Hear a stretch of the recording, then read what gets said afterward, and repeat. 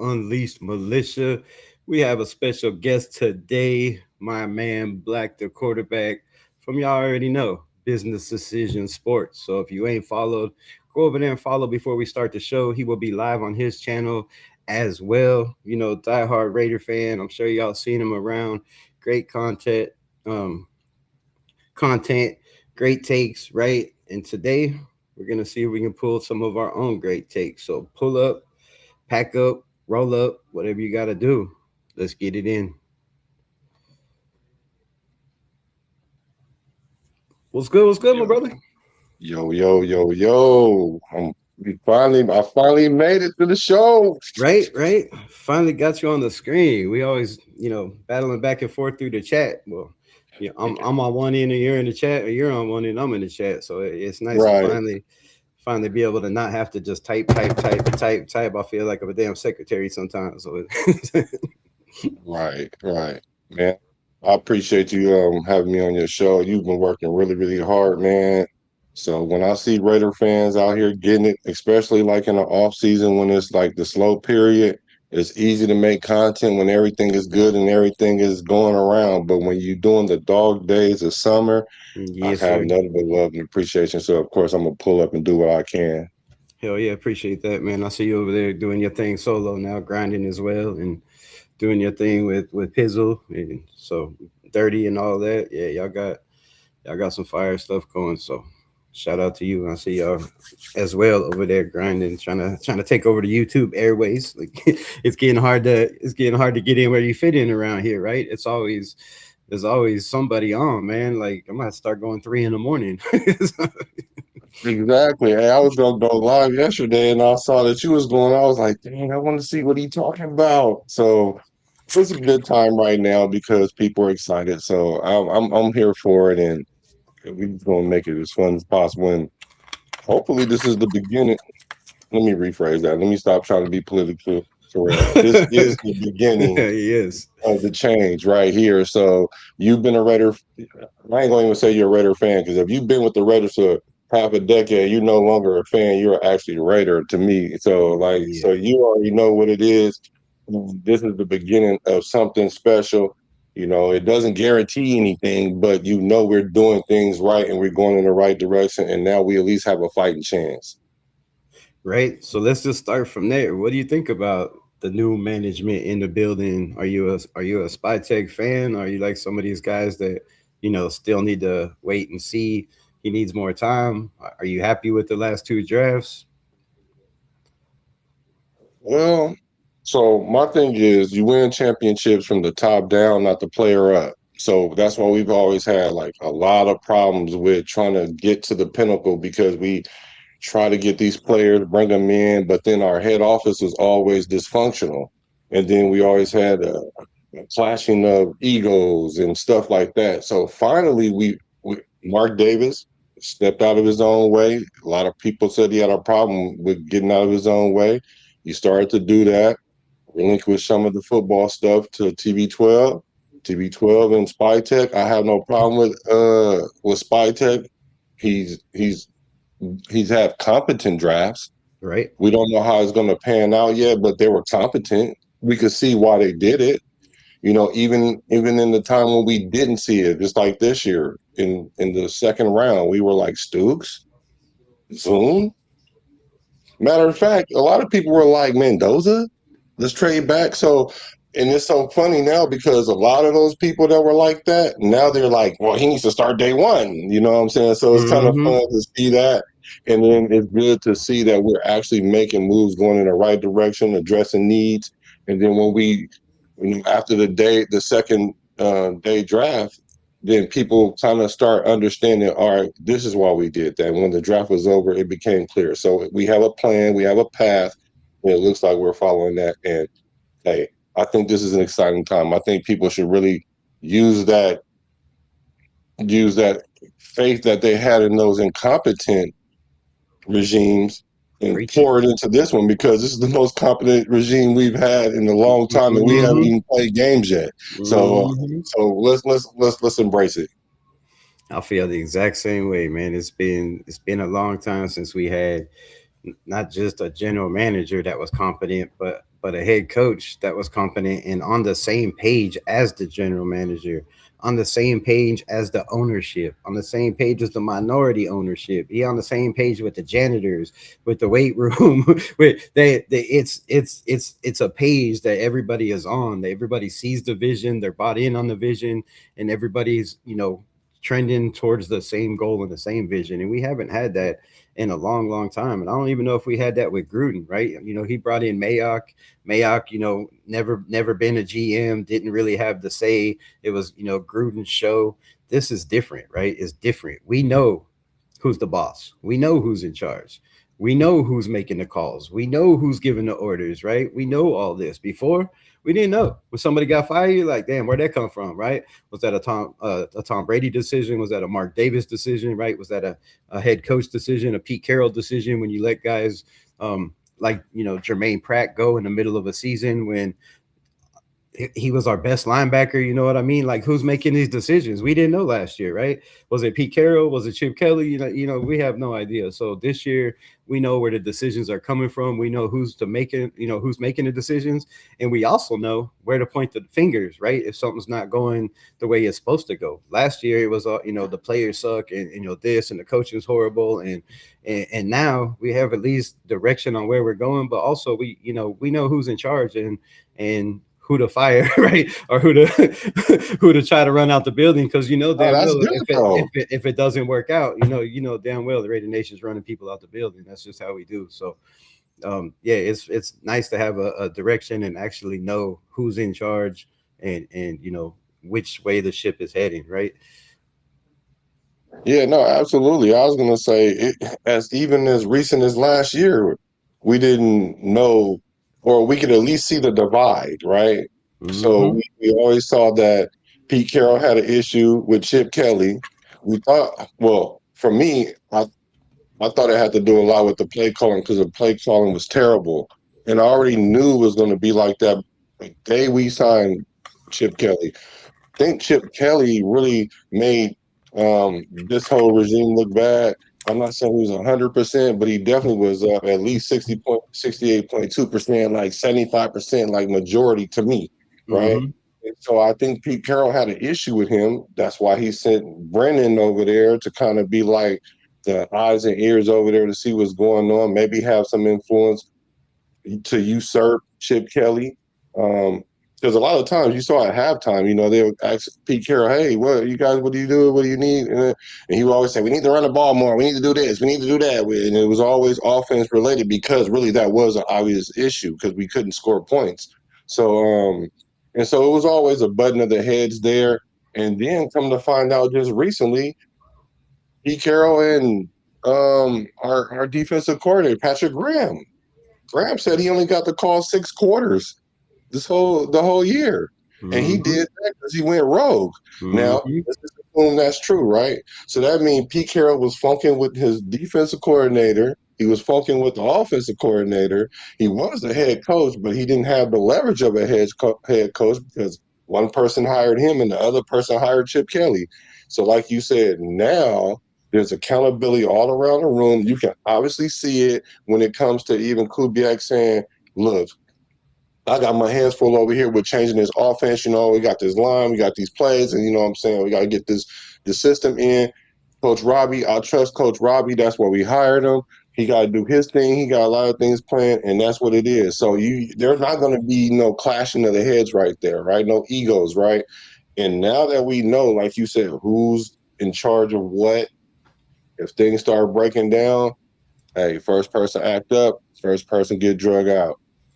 Yeah, well, I mean, we knew from the jump when you know Brady hired Chip Kelly, and then Pete Carroll flies to LA supposedly, right, to ask him if he wants the job. All that was just nonsense and media hoax. They didn't. That's not who he wanted. Pete Carroll wanted to bring his guys in, and they didn't allow him to bring all his guys in. They allowed him to bring some guys in, and half the guys didn't want to come. They didn't. They're done with Pete Carroll, right? Those guys didn't want to coach with him no more. So we all knew that was going to be a problem from day one, bringing in, a guy from college that I mean, he had problems in the NFL. His best days, yeah, he did okay in Philly for a little bit, Chip Kelly, right? But he didn't do well in the NFL. His best days were in college, and then you try to bring that, that college to a team that needs, stability and discipline, not a college head coach, right? So, yeah, just nothing but problems from day one with that. And then you have Brennan Carroll, who was also a part of the offense. People forget he was the passing game coordinator. That was his job. He was also in charge of personnel on the field. So when guys were getting subbed in and out, that was Brennan Carroll, or no, Nate Carroll. That was Nathan Carroll, the other son, right? He was in charge of that. So you have Brennan Carroll on the offensive line, and Nathan Carroll was in charge of the passing game. Was a passing game coordinator. That's why he had a headset on. That's why he was constantly talking to Chip Kelly, and then he was standing right beside Greg Olson when Greg Olson took over, and he was a lot involved in that offense, way more than it should have been. And I think that was the biggest problem from day one. Yeah, but at the end of the day, the offensive coordinator can override who you put in the game, because you're not gonna keep putting somebody in the game. And I'm trying to run a certain play, and that person can't do it. You might get away with that once, but at the same time, I don't even want to try to divvy up the responsibility because they all was trash. So, I mean, like the only good thing really out of all that is we end up getting the number one pick, and we actually got it right this time when we picked. Whether it works out or not, we did the right thing. We made the right decision. And the funny thing about the Raider Nation is we were complaining about that for the longest time. I'm tired of bringing in Mhm. these veteran quarterbacks. This is Mhm. not Rich Gannon. This is not Jim Plunkett. We need to get with the times. We need to build around the quarterback. And then when we started talking about Mendoza, then Mendoza is not really, he's a system quarterback. It's Signetti. And then but we actually did it. You know what I'm saying? We weren't listening to, well, not we, but the head office wasn't listening to the noise, because I'm not listening to the noise either. That's why I said we, but they're not listening to the noise, and they're making their decisions, sticking with them, and building the right situation around it. So that way they're giving everyone the best chance to succeed. And that's the best thing you can do, because the players still have to play. Mhm. They do have to play, but to touch on that, the other thing you were saying, Patrick Graham was only, like what, 6 plays or whatever they wanted to say, six, Six six quarters or something like six that. quarters or whatever he was involved in, right? So my question is, how can Raider Nation look at this defense? And yes, we don't know, what Rob Leonard's going to be first time head coach, but he's got a lot of veteran leadership around him. He's been, in the league 14 years. He knows what he's doing, right? He's seen that. He's been around some great defensive coordinators. So we don't know what that's going to be. But the fact that our defense, you know, held the Broncos to 10 points, made it to the AFC Championship game, right? The fact that we were in the game against Houston, the fact that we were in the game and had a chance to win against the Jaguars, the fact that our defense was good enough for us to beat the Patriots, and then people are looking at this team and going, "Oh, we'll be lucky if we win one more game than we did last year." With Patrick Graham not being in control of the defense, you had two guys butting heads, and this defense still played their asses off. They kept us in a lot of games, especially in the first half. It was the second half where teams just were already had a lead, or in the third quarter they come out, put up 2 touchdowns, and then start running the ball. So our rushing yards look bad, our rushing defense look bad, but I don't think the roster and the starters or some of the backups were really bad. And now you bring in coaching stability with guys that are going to be in the building for a minute, and I think this defense is going to be a lot scarier than people are giving it credit for. Yeah, it's funny because the things that you and I agree on, we agree on a lot of things, but the things we don't necessarily see eye to eye on, we're very passionate about. So that's a great dynamic that I have with you. But I totally agree with you there. Like I kept telling people, the defense is not as bad as they think it is. It's not. It was a middle tier defense for a long time. It's hard to play defense when your offense is three and out, You're always three on and the out. field. You get a turnover, we turn it back over. You know what I'm saying? You can't do it. The defense cannot get a rhythm. They can't rest, And if your offense is not scoring 16 points and you're expecting your defense to hold teams from under that, they have to have the number one defense in the league like Denver. You know what I mean? They have to. And we weren't at that point. Now, as far as the schemes and stuff like that, I didn't have a problem with Pete Carroll how he played his defense, but it was like unique defense to him, right? So he would put certain players in certain places, and they would do what he wanted them to do. I was surprised a couple of people he brought in actually panned out. The issue was, okay, so now what do you do in certain situations? And if you got an offensive coordinator feeling one way and a defensive coordinator feeling one way and you're feeling another way and you usurp him, then that's an issue, right, wrong, or indifferent. So that's an issue. So it became an issue because now we don't have an identity. Now you have a defensive coordinator that's just pissed, and so it just caused division, and now we have this cohesion. Now, the thing about Coach Robbie, though, he has a lot of experience, and a lot of people may not have faith in him, but I have a lot of faith in him because, like Mm-hmm. you said, our defense weren't that bad, and I know our offense will not have our defense on the field as much as it was Mm-hmm. because the simple fact is when you run the ball. Unlike Chip Kelly going play action on first down, and we ain't ran the ball yet. Play action is never going to work when you ain't running the ball, bro.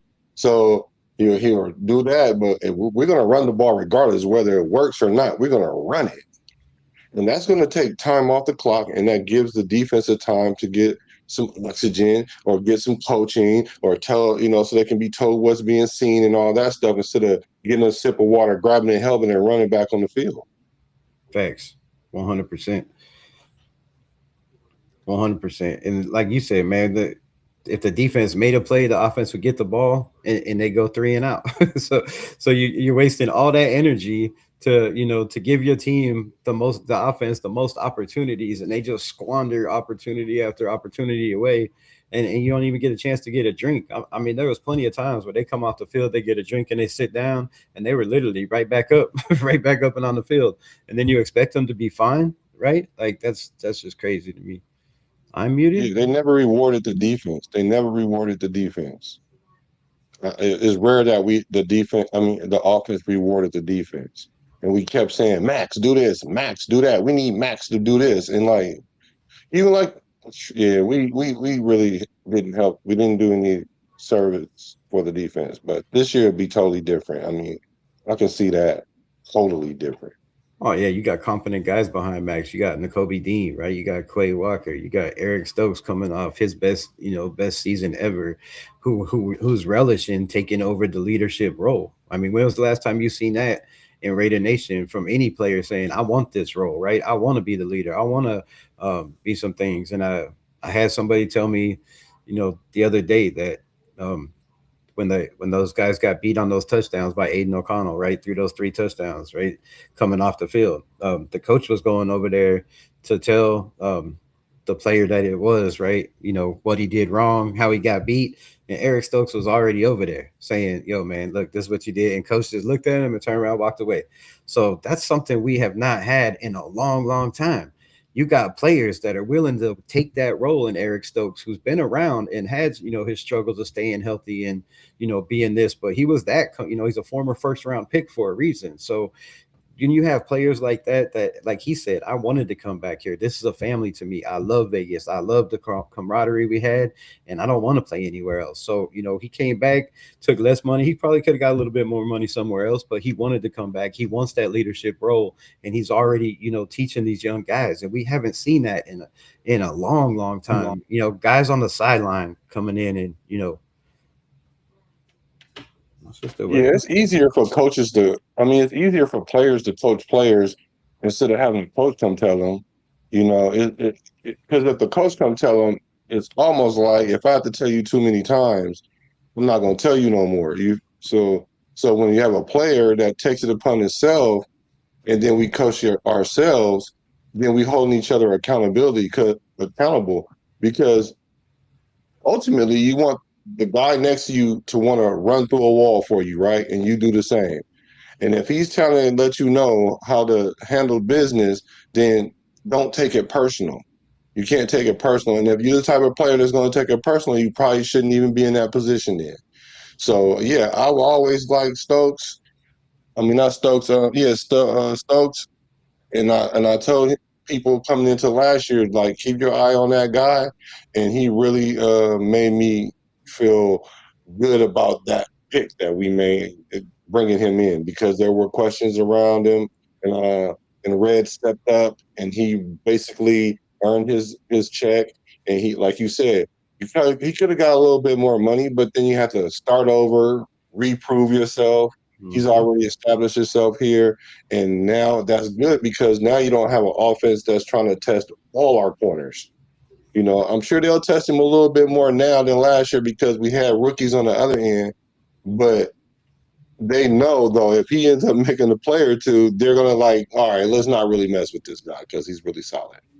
Yeah, when you got guys like Kai Blue Kelly on the other end, right? That was that was just giving yards away. He was just handing them out. Like, I mean, you want 10 yards, you want 15 yards, you want how many you want, right? So when you got guys on the other side, of course they're not going to throw on Eric Stokes. There's no reason to throw on a number one corner when the other side is the weak link, and the middle of the field is still the weak link, and it has been for many years, but it's not anymore, right? You bring in a guy like Traden Stukes, second pick overall, right? You have guys like I said, Nakobe Dean and Quay Walker, and those linebacker roles who have speed, who can cover, who could, they can drop back in coverage and cover the middle of the field. And we haven't had that, even as good as Robert Spillane was, he still just wasn't that guy in coverage. And I think, Quay Walker, Nakobe Dean can do that. Even Malcolm Kuntz on the outside, right, can play a little bit in coverage. He's got picks in his career, so I think he's got more picks than Max Crosby in his career, to be exact. So we definitely have the players on the back end, and the speed and the young guys that are sponges and are they want to learn, so they want to be told what to do, and we haven't had that in a long time. And then you add Thomas Booker, right? If you listen to Thomas Booker's interview, right, last year, he was traded for Jacorian Bennett, brought into to this fiasco, whatever you want to call it, that was going on. You got Patrick Graham trying to coach the defense, Robbie Leonard trying to coach the defensive line, and then Pete Carroll trying to overmind everything and change everything up, and that bend don't break defense. So now, like he said, he believes 100% in Robbie Leonard. He said Robbie Leonard is completely cut out for this job, and he's going to give it 120% for Robbie Leonard. He wants to take on that leadership role. So there's been a lot of questions on my channel, right? Who's those guys that's going to step in those moments when you're down or when you need to play? And I think those guys are starting to show face. Yeah, I'd rather it be a who's who every week. I mean, we need players to come and play week in, week out. Of course, that has to be like Max Crosby. This year, it has to be Malcolm Kuntz. Um, and then it's going to have to be Traden Stukes. You know, those guys got to show up all the time. Eric Stokes got to show up every week, right? But then once you balance that out against the other team's strengths, there's going to have to be some players that make some plays. And for us, it has to be the linebacking position, right? And if those guys can come and make some plays, it don't have to be the same person every week. It could be, it can be this linebacker, this linebacker. Oh, this corner showed up. Oh, there goes Dalton Johnson. Oh, here we go. You know what? We got a defense going on. They don't know where to go. If Right. that's the case, I'm happy with that. But as far as those aforementioned guys that I mentioned, they need to play solid week in and week out. And I think they're gonna do that. I think we're going to be a middle of the pack defense by the end of the year. Like I think I said top 15 or something like that. It's going to be somewhere in there. So give or take one or two. Yeah, I wouldn't be mad with top 15. I said 2 days ago on my live, or yesterday on my live, I don't even know what day it was, but Ezekiel Trezevant, right, from Sports Illustrated. He's a guy that's all about defense, played defense in school or whatever, but just wasn't big enough to play the edge that he was, and wasn't fast enough to play linebacker. But anyways, all about the defense. And he's been very critical, with his reports. He's there on the field every day. So, he's inside the building, he's talking to these guys, right? He's been very critical of this defense since he's been in Vegas, since 2020, I believe. He's been there, maybe 21, but very critical of the defense. And he said, from just being out in practice with shorts and helmets on with no pads, he believes this defense is a top 15 defense. And he's not one to give predictions and say stuff like that. He's just saying from the speed, the the coaching, the way practices are run, the way the defense's leadership guys are taking leadership, the way it's already coming together and bonding together. And he said he wouldn't be surprised if, they're 15 or better defense. And that's a lot to say early in camp with no pads on and just, shorts and a helmet. So shout out to Ezekiel Trezevan, right? Being on the field, talking to these guys, knowing all these guys, seeing the differences, right? He's seen the Josh McDaniels error, right? He's seen the AP and then the AP again and all the offensive, coaches that we brought in twice a year. So he's seen how this team has come and how it's been around. And for him to say that, gets me excited because, man, if he's thinking this is the top 15 defense and we ain't even put pads on, right? That's high praise from somebody that, is respected. And you don't want to be putting stuff like out that if you don't really, really think that, right? Yeah, especially when it comes to the Raiders, because it's easy to dump on us like this past few years. And normally when people talk good about the team and we show some flashes of goodness or greatness, then we underperform. And that's why I used to hate a lot of times when the media started talking good about the Raiders and we start getting good, then we kind of start like tripping. And I didn't like that. But this time is different though. It's different because you could if you even been a fan of football for I don't know 20 years, 15 years plus or whatever, you got an idea of what a winning franchise look like. And you can tell what a losing franchise look like because they make dumb decisions. Matter of fact, we understand like firsthand. I was gonna So, say so they wear silver and black. so at the end of the day, like you should, if you see certain things happening, you should understand that certain things are about to happen. If I look out this window and the sky is gray and it's cloudy, I'm not about to go out there wearing shorts and no t-shirt. I'm about to go grab an umbrella, right? Because I can and kind go of have a tell. picnic. Yeah, it might not rain for real, but I mean, it's a good chance that it might rain. But I'm pretty sure I'm probably not going swimming that day. So at the end of the day, I like what I'm seeing. It only makes sense.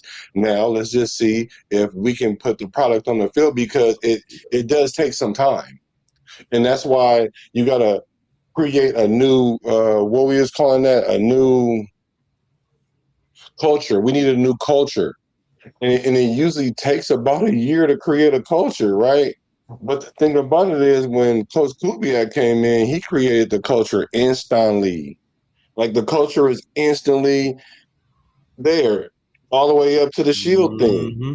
You know what I'm saying? So now we don't have to play around with the culture and learn what our identity is in the first half of the season. We already know what that is. Either we gonna execute it or not. And if we don't execute it, then I'm sure the coaches are gonna grind it until they figure out what it is that we need to do and tweak it. So that way the following season, that's when the expectations start.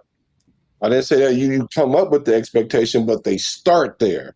You know what I'm saying? But I think we're going to do well this year. But the expectation level, please, people, bring it down a little bit. But don't say it's only going to be 4 games either, though. Let's not be silly and disrespect what we got going on, saying we're going to win 4 games and 5 games. Well, I can see people saying 5, but 4 games is totally disrespectful. Yeah, I think anything less than 6 is disrespectful. Me too.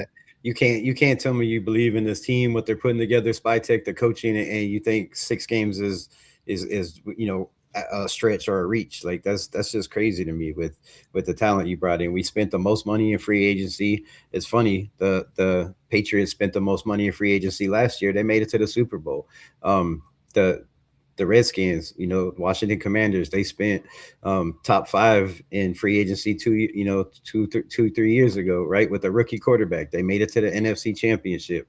You spend money, you get results. The Raiders haven't spent money. We've gone into every single year with 50, 60, $70 million sitting in the bank. They're like, oh yeah, we're just gonna we're gonna see what we got with these rookies and these UDFAs, right? But it's not a rebuild. So yeah, it's a big difference when you have guys that are willing to spend money and coach a coach that won a Super Bowl, right? It's not a coach that has a track record of going to a new team as an offensive coordinator and that team being horrible. even if that team was horrible. You look at Clint Kubiak and what he's done. He's went to bad teams and made them good instantly. It didn't take 2 years. It didn't take 3 years, right? And those teams had a lot of those teams had way less pieces to the puzzle than we have. A lot of those teams didn't have a Brock Bowers. A lot of those teams don't have an Ashton Genty. A lot of those teams don't have, a guy like Trey Tucker or bring in a guy like Jalen Naylor or even a Jack Best, right? A lot of these teams don't have a Colton Miller first round pick, a Tyler Lindenbaum first round pick, a JPJ second round pick, a Caleb Rogers third round pick, right? DJ Glaze third round pick. How many offensive lines literally have, you know, first, second, and third round picks throughout them? There's not a lot. The Patriots made it to the playoffs and the Super Bowl last year with one first round pick, and the rest were fifth round picks. So you can have an offensive line with not having guys that were drafted high, but we have talented guys that were drafted high with a competent offensive head coach for the first time in a long time. That, again, like Clint Kubiak, has a track record of everywhere he goes, he makes those teams better instantly. It's a quick turnaround. It's not a 2-3 year. It's a boom. This is the plan. This is the culture. This is what we're going to do. This is the vision. You either get on board or you get off, right? And it's been that way everywhere he's went as well. They did it with the Saints. A lot of people, well, what Derek Carr did with the Saints? Well, he started out with 1,500 yards in like 6 games or 7 games, right? And then he got hurt, right? That team was way different than they were the year before. So everywhere he goes, Seattle was ranked the 32nd yeah, offensive line. 32nd offensive line to 18th, right? Their running game, same thing, was in the 20s. It's in the top 10s. Passing, Sam Darnold, right? With even as bad as he's been throughout his career in some of the stops, was better than he was at Minnesota. So he makes everybody on the roster better. And we have a lot of players that are already really good, just poorly coached. Yeah, I'm about to do a video that'll probably drop tomorrow that was talking about that very thing. So now I can just use your voice as a voiceover because it's exactly what I've been saying. Like, this man literally went to two teams, wasn't even there longer than a New York minute, and totally upgraded that O line. So that's why I'm saying, like, sometimes it has the O line coaches, they help. Don't get me wrong, but that offensive coordinator, if he know how to call plays, he know how to coach around some of them deficiencies. Mm-hmm. So for him to come in and do what he's done with the level of lines that he had to use, ain't no way y'all let me think that. And we got a Colton Miller, a Tyler Lindenbaum, a JPJ, and we can throw 2 other players in there that's on the rise. You telling me we can't do something with that? Right. You telling me we won 3 games with what we put out there last year? Matter of fact, we put everybody out there last year. DJ Glaze was the only person who played all the games. And I didn't even mention him just now. And I don't even want to take him out of that list because he can still be something good if they put him in the right position. Well, he's good now. I'm not saying he's really, really good, but he's good now because he was able to go through the rigors of being an old lineman and staying in the lineup and learn, So you can't tell me that when we won 3 games last year with that clusterfuck, excuse my French, we can win 6 games. I'm with you. Our 4 was 6 for me, and 8 is probably like the ceiling where I can be like, I could just be cool with, and anything after that is extra, right? 6 games ain't a lot of games, and that's not something to be proud of. And the mere fact that we have this expectation of like 4 or 5 games, and I'm like, dang, y'all really PTSD'd out up here because y'all really scared to say we gonna win 6 games, and we playing the last place team in every division. Like, we can't win 6 games. Because if we don't win 6 games, we better have a jump from 6 games next year to 10 for sure. I'm gonna be talking playoffs if we win less than 6 games this year. If we win less than 6 games this year, I'm gonna be like, I don't care what y'all talking about. We better go to the playoffs next year, or we better lose that last game of the season and can't go. Plain and simple. I don't care. But if we win 6, 7, 8 games this year, then I'm gonna be like, okay, cool. We're going to be right there on the doorstep. If we don't make it, I'm not mad because I know that 3rd year we going to really act up. But based on that, that's my worst case scenario. Because if we go to trend with Kubiak, I'm thinking we're going to turn things around pretty fast. Right. So um, that's why I have enough confidence in what I'm saying. That's why I have the faith that I have. I'm not Mm-hmm. using hope. Because hope Mm-hmm. is like, I just hope that it happen. I don't Right. even know how it's going to happen. Yeah. Just win, baby. That's why I be hating when they be, just win, baby. Because I don't care how we do it and who do it, just win. And I'm like, wait a minute, y'all gotta understand, winning is a process. Winning ain't just a situational thing where it just happened to happen and luck is on your side. You have to be intentional about winning and how you get there. And even when you do that, it's not guaranteed. So if you don't have a process in place, you're not going to win. So we have a process in place, and I'm not using hope because I'm seeing what we're doing. Right. Not using hope, not using faith. It's you can see the process. You can see the development in some of these players. You can see the players being held back, like DJ Glaze. Right, he was a guy that was thrown into a fire as a rookie. A third round pick, should never been in that position on a team that wasn't very well coached as well. An offensive line that struggled, an offense with Luke Getsy that struggled to say the least. Right, but he still held it down as much as he could. And DJ Glaze did a pretty solid job. And like the Aiden O'Connell thing his rookie year, and then the following year, you get a new coach and a new coordinator and a new system, and you get pushed to the side. But for DJ Glaze, it was you're still getting out there thrown into the fire, but you have no competition. You don't have nobody to push you. That's your job. The one guy that you took the job, Thayer Mumford, he got traded to the Patriots and went over there and started playing well. So you have nobody to push you. Now you're just, you're settled in. You're like, okay, well, this is my spot because we don't have another right guard, right?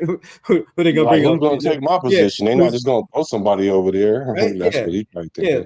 thinking. I mean, they're not just going to bring in somebody like a Stone Forsythe and throw them in there because we don't have a Pete Carroll in the building right no more. It's going to be actual competition. So yeah, it's a lot different, man. You can see the what went wrong last year, the year before, and you can see what's about to go right this year. But yes, you got to stay healthy. Yes, you got to put it on the grass, but just the mentality, the mindset from these players, even the meetings, right? When they're talking, everybody says the same thing about Kubiak. When I asked about, Pete Carroll last year and Chip Kelly, they're like, oh yeah, good coach, lots of experience, blah, blah, blah. But now they're like, oh no, he's him. Like they know, they see it. They've been around good coaches and bad coaches, and especially if they've been in the building as a Raider for a minute, you've seen, the good and the bad. So yeah, it's hard to say that this team can't win some of those games, right? And I pointed this out on a couple lives is that the NFL did us a favor. You look at the teams that we play, it's the NFC West. Who played the NFC the West the most last year? It was Coach Kubiak. He played the 49ers three times. Three times last year. He played them twice in the regular season, once in the playoffs. He played the Rams three times last year, twice in the regular season, once in the playoffs. We played both those teams, right? He was the Seattle coach. He knows what Mike McDonald's trying to do and, what his vision he's trying to get through. And he knows that. He knows McDonald's going to have to switch it up for this game because he knows that. Then you have the Cardinals that you played twice, right? So he knows four of our games better than, better than anybody else is going to know those guys playing them. I mean, you played them, you dominated most of them, right? So you know how to beat them, and now you have maybe better personnel in some areas, right? And Ashton Genty and a Brock Bowers and a Colton Miller and a center that can run the show in Linderbaum. So yeah, I don't see how you could look at this and no matter who the quarterback is, if you have a running game and we're gonna pass the ball 5-10 yards, 5-10 yards like the old Rich Gannon style, which I mean that's pretty much what Kubiak does. Look at all his systems. It's a quick get the ball out, timing, rhythm, and I don't know how we could not be better. Yeah, Kubiak. One thing he does do is he set up his plays because now in the Mhm. modern NFL, unlike the prior years where quarterbacks was dropping back and throwing 20-yard passes and 15-yard passes consistently, the league has changed to like the quick release because they don't want to get the quarterback killed because these D linemen is running 4.5s now. So um, the thing about Kubiak though, because I've been watching game film of him and what his offense looked like. Because a lot of us have an idea because we watched him play, we got an idea of how he plays. But the thing is, like, we don't throw the ball deep. We're not going to throw the ball deep a lot because it's not his system. He throws the ball deep. It's just that he has to set it up. And when he set it up, it usually works. And so when they do throw the ball deep, it's very successful. Because, like, I watched that NFC Championship game against the Rams.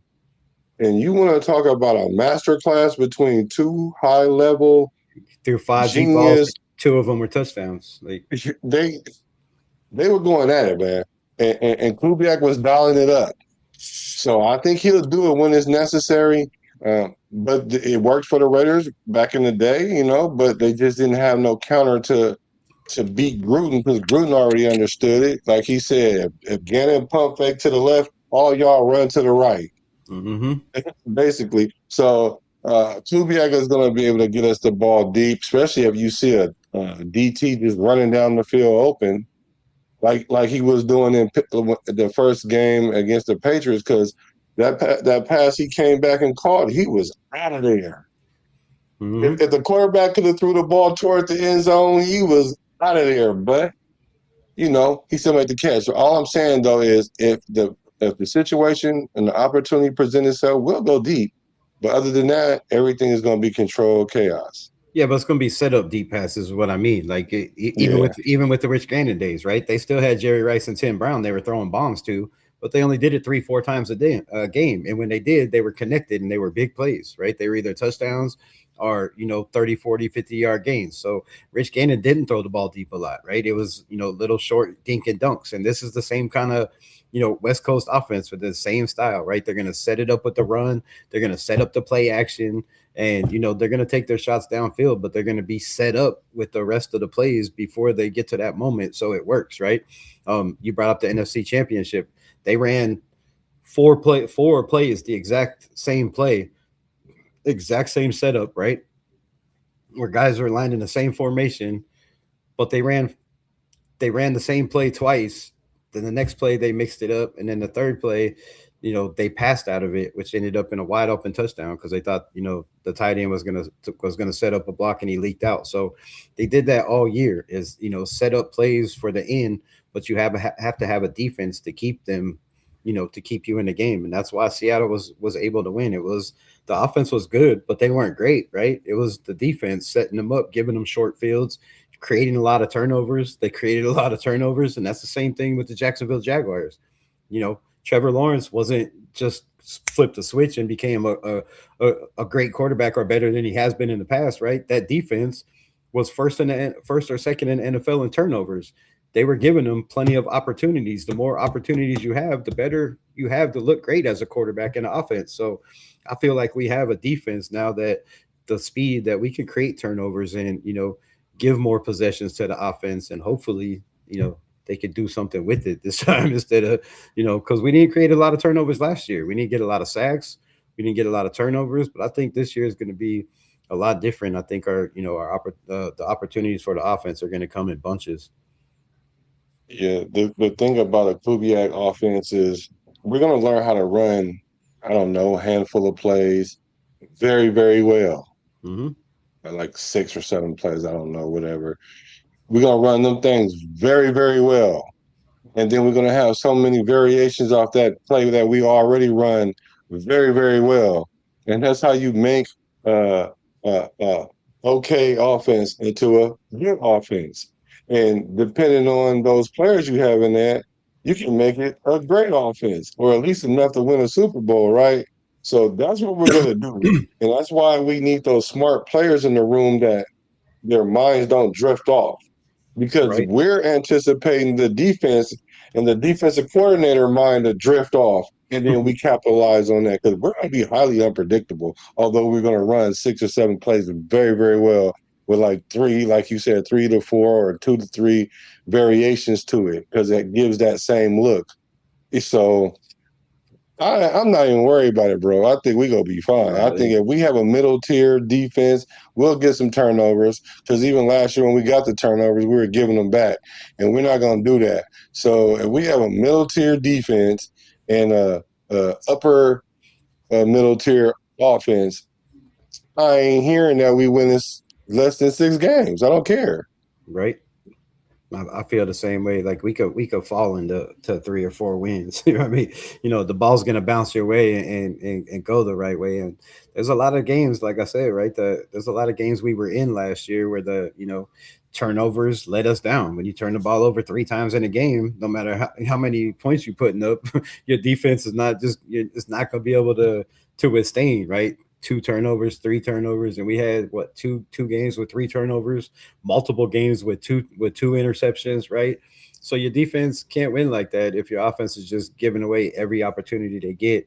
And Kubiak's offenses, right? They don't turn the ball over a lot. They're very well disciplined. But let's get into this one of these first topics. So veterans who could be losing their spot, right? Do you feel like there's any veterans on this roster that could be losing a spot, taking a back seat, maybe being, trade bait? Any veterans? I want to start in the interior of the defense. Uh, as much as I like these guys, I don't know, personality wise or whatnot, but I think Booker and because we have some young dudes that's really trying to do some things in there Yeah, like and got some sacks last year. So those veteran guys better step it up because then we won't really have a need for them if we have the yeah. younger guys that's playing at the same level they're playing at right now. So I think Thomas Booker and I don't know why the other dude name escaped me. I want whatever the other D tackle name is, Hold on. bro. What's his name, man? I forgot. I don't even know There why we I'm go. tripping. But yeah, them two. Let me see. There we go. We got Thomas Booker, Jonah Lalu. I don't know which one you was talking about, but Let me see. Butler, man. I kept wanting to call him. oh yeah, Adam. I wanted to call him Adams, but it's Adam Butler. Yeah, man. I like Adam Butler too. So, yeah, them guys, they're on alert right now. As far as other Let's just veterans say like there we go. DJ Glaze, like you said, he hadn't had that really that competition. He might have been competing, but now he don't have nobody that's really trying to take his job. There's a couple people trying to take his job now. So much that they might Yes, sir. slide him into a guard. He might have to compete for a guard position, So I don't know. nah, So that nah, could nah. be a good thing for him because that'll step up his play. So as far as Uh, getting him out the building, I don't think he'll get him out the building, but his starting position isn't cushion anymore. yeah, I feel there's too many guards that it just doesn't make sense. You might as well trade him if you're going to move him into guard, right? Because now you got to learn a whole nother position. You had 3 years, going into your third year, I think, at right tackle, and now they want to move him over to a guard. We did that with Jordan Meredith last year, and it worked out horrible. We did that with JPJ last year, moving him, from center to guard. It didn't work out very well. He couldn't stay healthy, got injured. But even that, he played okay. It wasn't no Pro Bowl type play. So moving these guys that haven't played the positions, we already got that with Trey Zune, where we're trying to get him to play multiple positions. I think don't. if you're I gonna move, think if you're going to move, if DJ Glaze ain't going to be that guy, then you just move on from him and trade him. I think moving him to guard, it just doesn't make sense, right? Because he's not. Maybe he could play better at guard, but I believe there's guards on our roster that are way farther ahead of him, and it's just going to push him too far down the roster. When you have a guy that has experience, with 3 years in the NFL, you could get something for him. Yeah, I wouldn't trade him though. I wouldn't trade him for the simple fact that linemen go down, and the last thing we need to do is go looking for a right tackle when we already just had one. Yeah, Even if he gets yeah, his but job so taken. if you're gonna But if you're going to move him to guard, he's not playing right Yeah, tackle. yeah, You have a guy that you'd have to pull up from right tackle and guard and put right back at right yeah. tackle. Then you have to find a replacement at Yeah, and guard. even So that, so yeah. But the thing is, it even going from tackle to guard is an easier transition from going to guard to tackle. So look, bro, you go out your position playing tackle, you for sure better steal the job at guard. But it's going to be hard because you have the trade zone that has the knowledge base of all the positions. There's only going to really be one guard position that you're going to take, and then now you have to compete with like some veterans like Burford. Um, then you have to, go against maybe Caleb Rogers. Um, I don't know because that's presuming that he doesn't get Grant doesn't get the right tackle position. So I don't know. You know what I'm saying? So he needs to figure it out. That's why I threw him in there because he needs to figure it out because it could Yeah, for even go sure. as far as you say. Because we really see a lot of things with Rogers, Grant, and Zoom. He might be the odd man out, and we could probably get a lot for him for DJ Glaze. We probably could get a lot for him. You know? Yeah, former third round pick, has plenty of starts. Plenty of experience Yeah, for the minimum years he's been in there. He has lots of starts under his belt, yeah. so you definitely could get something for him. I think I don't really feel like there's too many veterans that they're gonna push out because it is a rebuild, right? I know they want to see the young guys and the young guys that we can't keep on the roster. If there's somebody that's you know on the brink of making the 53 man and the practice squad, and they feel like if they put him on the practice squad, he's not going to be here, then I could see a situation where you have to make that tough call whether you want to keep that veteran, or maybe get a little bit money back on trading that veteran or releasing them, just to make sure you don't lose, a guy that you see, has a high ceiling and that you have plans for. But other than that, I don't really see him switching off of too many guys. The only guy that I would say right now is Teron Johnson, right? Not being out there. Um, you're not knowing the system. You're not building camaraderie with your defense. You're going to be behind. He's holding out, so they say, right? You're going to want more money, and I feel that they just traded for him. But man, it'd be stupid to release him, but I wouldn't be surprised if they're just like, man, if they're making phone calls, seeing if they could get what they got for him to another team, because I don't know why he's not there, but if it's for a holdout reason, and you got guys like Traden Stukes who's taking those reps, right, taking those snaps from him, Dalton Johnson as well, and then you got guys like Greedy Vance is still on the roster, Devin Lafayette, which I feel like this kid, if he doesn't make it at least the practice squad, I think we're failing some of these young mans, because the one thing the Raiders lack is tackling. We've been a horrible tackling team for decades, it seems like, right? And this is one kid in Dylan Lafayette that is a tackling Devin Lafayette that is a tackling machine, man. The kid hits hard. He wraps guys up. He has great instincts. He can shoot in the run game. And he's a solid safety. So there's a lot of young guys that I feel like, Teron Johnson is hurting himself by not being here in camp. Well, other than Malcolm Toombs, I'm thinking that he's a veteran that he better do something or he not gonna get another contract because this is his second prove it deal. But when it comes to Teron Johnson, they're playing the game. It's the game, the financial game, the business part of it. A lot of people don't focus on the business part of it because I don't know, it's just easier to deal with the play of it. And you're right, he's not building chemistry right now with the team, but it's not super essential because he got to show up to camp. Now, when he started not showing up to camp, then that's going to be an issue. Now, this is how the dance go. I know you guys seen this dance before. You hold out because you want to get more money because if you do show up and then you get injured, then you're not going to get paid.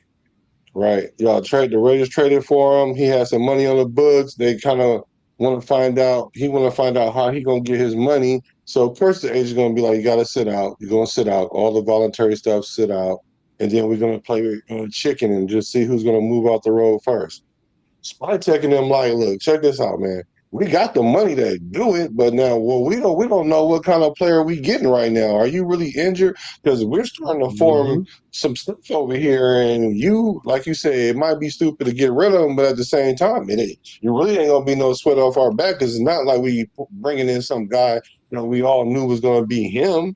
So you need to show you was gonna be him, so we can put you in a position to play. But we can't see that now because you're not at the OTAs. Okay, cool. So now the Raiders are in the middle of the road playing chicken. So now what we're about to find out when it comes to training camp is who gonna swerve first. And I don't think the Raiders gonna swerve. Show up to camp, and then we'll talk about your contract. And then it might look like what we were going through last year with Myers, Jacoby Myers. And the Raiders didn't swerve either off of him. So Teron Johnson, I know they're not going to swerve for him.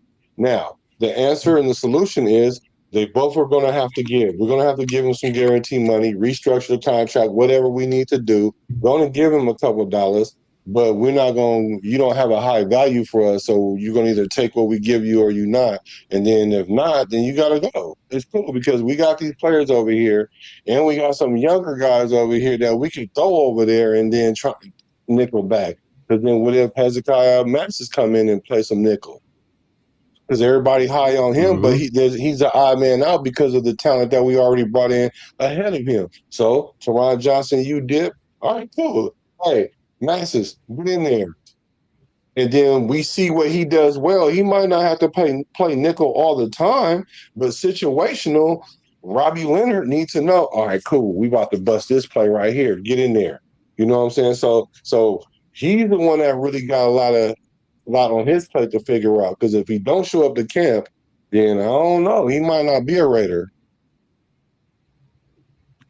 Yeah, and missing that time is a problem. Like you said, who's gonna swerve first? But to me, I'm looking at this dude, and I'm saying, yo, we traded for you, and you was in a team that wasn't gonna pay you more money, right? You was holding out for more contract that you wasn't gonna get. They was just gonna let you go. So we traded for you. We're willing to pay you the contract that you was, but you can't stay healthy. You ain't been healthy, and you ain't been able to play 17 games in a long time. So why are we just gonna dish out guaranteed money for you to go out there and play one game and then be injured and then we're out money? It makes no sense. So, it might think he might think he's playing the game, and you're doing this and you're doing that, but in all reality, man, you're just hurting yourself. You're losing valuable reps, you're losing chemistry, you're losing time of getting the playbook together, and you got guys that were just drafted very highly that want that spot, and it's you're making it easy for them to take that spot. All they have to do is be available, right? He's not. So if you're available, you're getting more reps, and the more reps you get out there, the more you're going to show whether this you want this spot or not. And I think it's just a bad idea from his agent and from him, right? If you want more money and you want guaranteed money, then show up and show that you deserve it. Yeah, but that's not really how the business go. Because if he get injured, then it's going to be like, that was stupid. You shouldn't have never been out there to begin with. It was voluntary. Now, if you were smart in this situation, maybe not any other situation or most situations, if you were smart in this situation, the way the Raiders are being built, you would have said a lot to the Raiders if you like, hey, look, check this out. I know that if I get injured, I'm leaving a lot of money on the table. I want to be part of something great. I want to be a Raider. Please, can y'all make that happen? And he showed up to OTAs. Spy Tech might have would have been like, you know what? All right, cool. That's what we want. We want people that want to be Raiders. So you know what? Yep. We're gonna take care of you. And then Yeah. and then that contract talk would have been quiet, and then we would have never been like, hey, is that guy we just traded for? You know what I'm saying? Right. So I agree with what you're saying. If you was in this situation only, like I'm not, I wouldn't. If I was the agent too, I probably wouldn't tell my player to go out there either until but not if they got all the cards in their hand and only got one. It's the little joker or the ace of spade, and they got both jokers. So I'm gonna just be like, I'm gonna just go on and like play my joker and be like, I mean my ace and be like, hey y'all, I just want to be part of the squad. Can y'all make that happen? So I agree with you on it. Yeah, but then again, man, if you know if you're worried about getting hurt in in OTAs with shorts and a helmet on, then you shouldn't be in the NFL, man. Like that's soft. We don't need players like that. Like you got guys out there that are doing the same thing that don't have guaranteed money on their contracts that were brought in with not a bunch of guaranteed money that are out there doing the exact same thing. So what makes him special, right? He was traded to this team. He owes it to this team, and it's not mandatory. But when it is, like if you're not out there then and you're holding out, I don't even see the Raiders messing around. I wouldn't be surprised if they just cut their losses and just release them. Yeah, but you gotta be wary of these non-contact injuries. We see a lot of those nowadays, non-contact injuries. Yeah, but we got So grass. It's not like they out there running on turf or nothing stupid. But whatever, the some next one do it. is But go the ahead. next one is Tommy Eichenberg, man. What do you right? It seems like this regime is there's not too many players that were drafted by the other regimes that they're very high on, right? I think JPJ might be one of them. DJ Glaze, we just talked about, is in question, right? You got Tommy freaking Eichenberg, 6'2", 234. Um, Solid in the middle, right? More of a attack, get to the ball, right? Not great in coverage. But what do you see? What do you see the Raiders doing with Tommy Eichenberg? Is he, a trade candidate? We don't have a too many linebackers, but they have, they keep bringing guys in. Xavier Sorry, I think, is makes this team,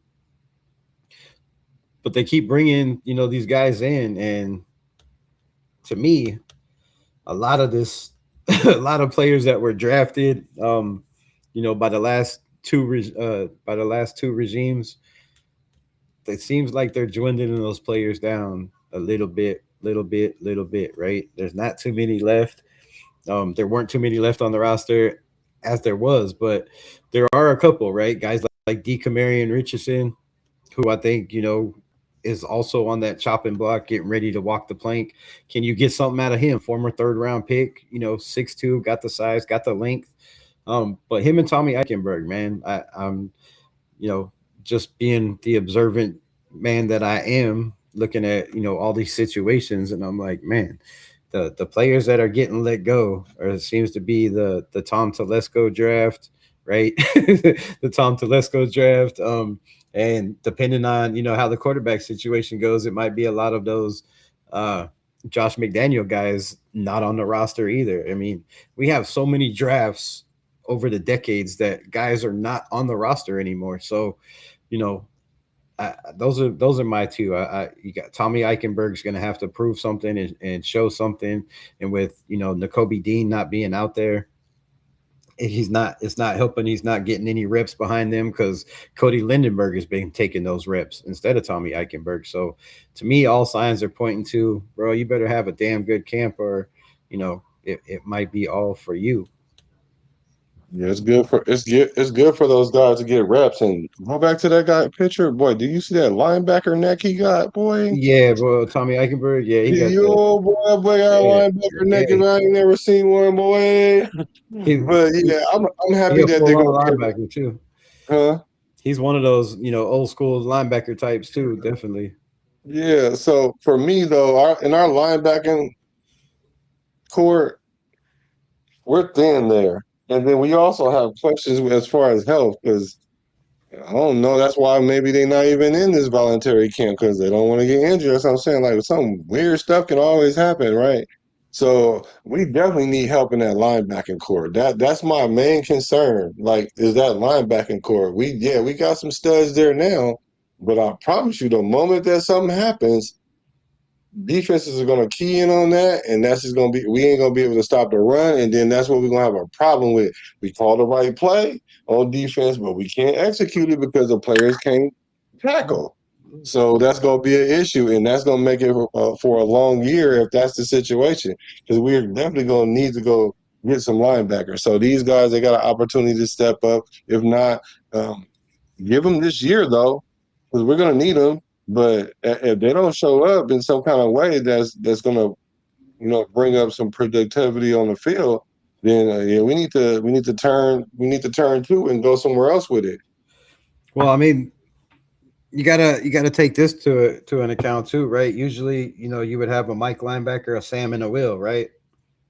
We're not gonna have that if we're running a 3-4 base. because those outside guys are going to be those edge guys, right? So you're gonna have the left outside linebacker, right outside linebacker are going to be the Max Crosby's and the Twitty Payne in a lot of sets. So you're not really going to need a whole lot of linebackers, right? I don't think they. I'd be surprised if they keep six. I think that might be one of the less position groups that they keep. So it's going to be, and right now, if you're looking at it, you have at the wheel linebacker, it's Quay Walker, Tommy Eichenberg, Segun Olobi, who they brought in free agency, and then Cameron McGroin, who they brought in as well. And then behind the Kobe Dean, it's Cody Lindenberg, which from what I'm hearing, they're very impressed with what he's done in the offseason, um, getting himself together. All the coaches are, so that's good for him. And then you have Xavier Sori and Chris Thomas, who are both, guys that can play. Xavier Sori, you can play as as that right outside linebacker or left, wherever you want to put him. Right, he can play the edge and he can play all the linebacker positions. So I think that makes his job, a lot more valuable when you can play a lot of positions. So we're looking at 8 linebackers, and then the way they have it, the rest of the way is Max Crosby, Malcolm Kuntz.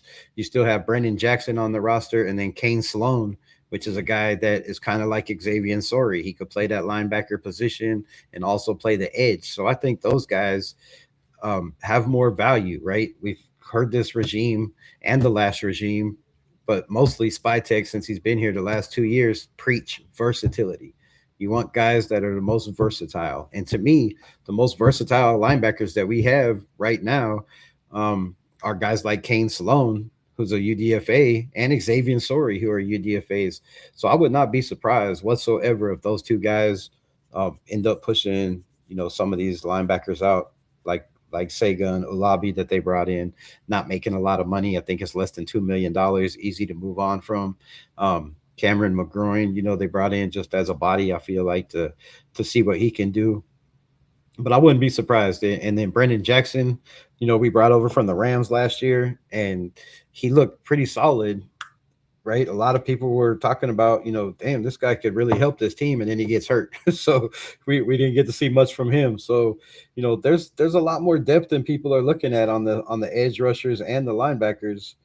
So we got eight linebackers, and then we have what, two, four, six, eight, 10 edge rushers, 5 on each side. So a lot more depth than usual. But it seems like if you're in a rebuild, to me, you would kind of lean a little bit more towards the cheaper contracts of these guys if they're, about the same level as, say, you know Cameron McGroin or a Segun Olobi or even a Tommy Eichenberg, right? It wasn't a spy tech pick. And sometimes when you get okay, not sometimes, all the time, when you get a new coaching staff, some guys, that whether they're good or not, they just got to take the fall to bring in guys that fit our scheme. And I just don't know where Tommy Eichenberg fits into that, and I don't know where DeCamarion Richardson fits into that. Having a guy like Akeem Massis, who's behind him, but I don't think that's going to be for long. Yeah, I've been hearing a lot of good things about Sloan. And really what's going to happen is we got depth in all these positions going into camp. And we're going to let the pads determine. We're going to let the players determine who stay. And that's what they've been saying. That's what Coach Kubiak's been saying. May the best man win. Whatever the position is, he's saying it's up to y'all what's going to happen. Because I already know what I want. I already know what I'm looking for. So either you're going to do that or you're not. Because if you're not, it's fine. We're just going to move on and we're going to look for some players that could do that. So it's totally up to these people. We got competitions everywhere. You talking about compete last year? No, this is competition. What's going Oh, on? gee. So we got a lot of competition going on all over. So hey, may the best man win, because we're not going to keep all those players. Just like I saw in the chat, we might not keep that many linemen. Either maybe Glaze have to make it at tackle or nowhere, because like I said, there's only one guard position available, and there's a whole bunch of guys trying to get it. So, yeah, competition everywhere, and which is good for us. Yep. It's something that You can't complain about something we have not had in a long, long time. You know what they say, iron sharpens iron. And if you got guys in front of you pushing you for your job, it's going to make you better, or it's going to push you out the way, right? What we got? Kane Sloan got paid the most of the UDFA's this year. I mean, that's a good point, Kenneth. But you know, my guy Dalton Wagner got paid the highest UDFA ever for a Raider at $250 million 3 years ago, and the man has not been able to step on the grass. It's just been practice squad, practice squad, practice squad. But I hear what you're saying, bro. Kane Sloan is a absolute monster. He's a dude that I really think that could compete um for this spot. Probably not a roster spot right away. And you know, I don't know how long they keep him on the practice squad. So he could be one of those cats where you know you have to do your thing and you have to you have to release somebody to keep a guy like that because you don't want to lose young guys that you think have a big ceiling and have them on the practice squad snatched up like we had Cam Miller last year, right? Those guys get snatched up quick. Yeah, absolutely. So shit, what else we got? The next one is Raiders trade rumors heating up, right? There's been a lot of talks, and this kind of goes back to, I guess, kind of like the last one. Um, what do you do with a guy like Jordan Meredith, who was the fifth best guard in all of football 2 years ago, gets moved to have to play a center position, right? Not really his thing. And then, now he's back battling for a guard spot. But how do you feel about Jordan Meredith? Do you see, you know, him making this roster, or one of these young guys taking a spot? Do you think he ends up, pulling and being a starter? Because I feel like they looked at last year's tape when they came in because they didn't really have a time to evaluate anything. But I, I don't, if they looked at 2 years ago at Jordan Meredith playing left and right guard, I don't know how this dude is not running with the ones. You know what I mean? He was the best guard we had in a long, long time. Playing the guard position. He's athletic. He's physical. He can get to the next level. And somebody had a brilliant idea to move him over to center, and now they got him as the backup center behind Linderbaum. But that's not his position. So if he gets a chance at guard, I think Jordan Meredith, could make this team and push some of these guys to the practice squad. But if he doesn't get that opportunity, right, to play guard, and they still have him as a backup center, I wouldn't be surprised if somebody comes calling for Jordan Meredith because it's not. I don't think the whole league can be that ignorant to what this man did 2 years ago on a bad team. Yeah, or So he can end up another trade piece because if in fact he has to compete for a guard position and he's that guy, like you saying, and that he was, because I'm not disagreeing with you, then he should be able to win the position. Just because he has experience and just because you play center a year don't mean you not still him at guard since you was only a couple seasons ago. You should be able to beat out a Burford. You should be able to yeah, beat out these rookies. Like you should be able to based on experience alone and that you still can play at a high level. So if somebody else pushed the issue on you because the issue was that um, he kept getting pushed back at center, which is tough because that's not a position you play. And and then if he can come in and really just solidify himself again, then sure. But if not, then he's got to be probably a trade piece, and we can get some draft capital because that O line room is going to be tough. Or you can just keep him for depth. You know, that's why I said last night. I mean, you finally get some depth on this roster, and people are already talking about trading them. Like yeah, it's you can keep him for depth. yeah, the dude was graded by PFF 80% in the pass and 80% in the run 2 years ago with a Luke Getsy offense, man, with a Luke Getsy offense, and then the Turners the second year. So to me, that tells me this dude could play and thrive in a Kubiak style system. I think he's big enough, he's physical enough, right? He's got that attitude, and but if not, I don't, there's a lot of talks and rumors. That's why I brought it up as a rumor trade candidate. But a lot of talks and rumors about the Raiders possibly trading him and moving on from him. But that would just tell me that they have that they really believe in guys like Trey Zune, Caleb Rogers, right? Some of this youth, if that's the situation. But first time in a long time we get depth, and people are already like, man, yeah, trade Jordan Meredith, trade Jordan Meredith. So when you hear our coaches say and Spytech say the best players will play, right? We want the best players on the field. I feel like Jordan Meredith is one of those best players until somebody proves different. So I don't. Um, Again, unless one of these young guys show that they have better potential and it's close and you could trade him, I really don't see him going nowhere. Yeah, but if he don't start, it's gonna be tough for him to play at the level that he used to play with. Because imagine being rated as high as you were for Uh two huh. years ago, 2 seasons ago, and then there's a need at center, allegedly a need because Pete Carroll didn't want to have a young center. That's what it boils down to because he feel like JPJ don't have the experience, and that's why he was, I guess, presumably leaking out that JPJ isn't getting the system and all that other stuff, or isn't smart enough to play center or whatever. So they stuck Jordan Meredith there because Jordan Meredith is probably more intellectual at this stage in his career than JPJ. So they put him there. So they like, hey, buddy, we know you was dope at guard, but if anybody in this room can play center, we need you. And he like, not JPJ, no, we need you because you're the brains of this thing. So then you stick him to center, you move him out of his position, and now when he got to go back, he got to compete with two or three young pups or some young lions, and then he don't win it, right? And then you make him a deck piece.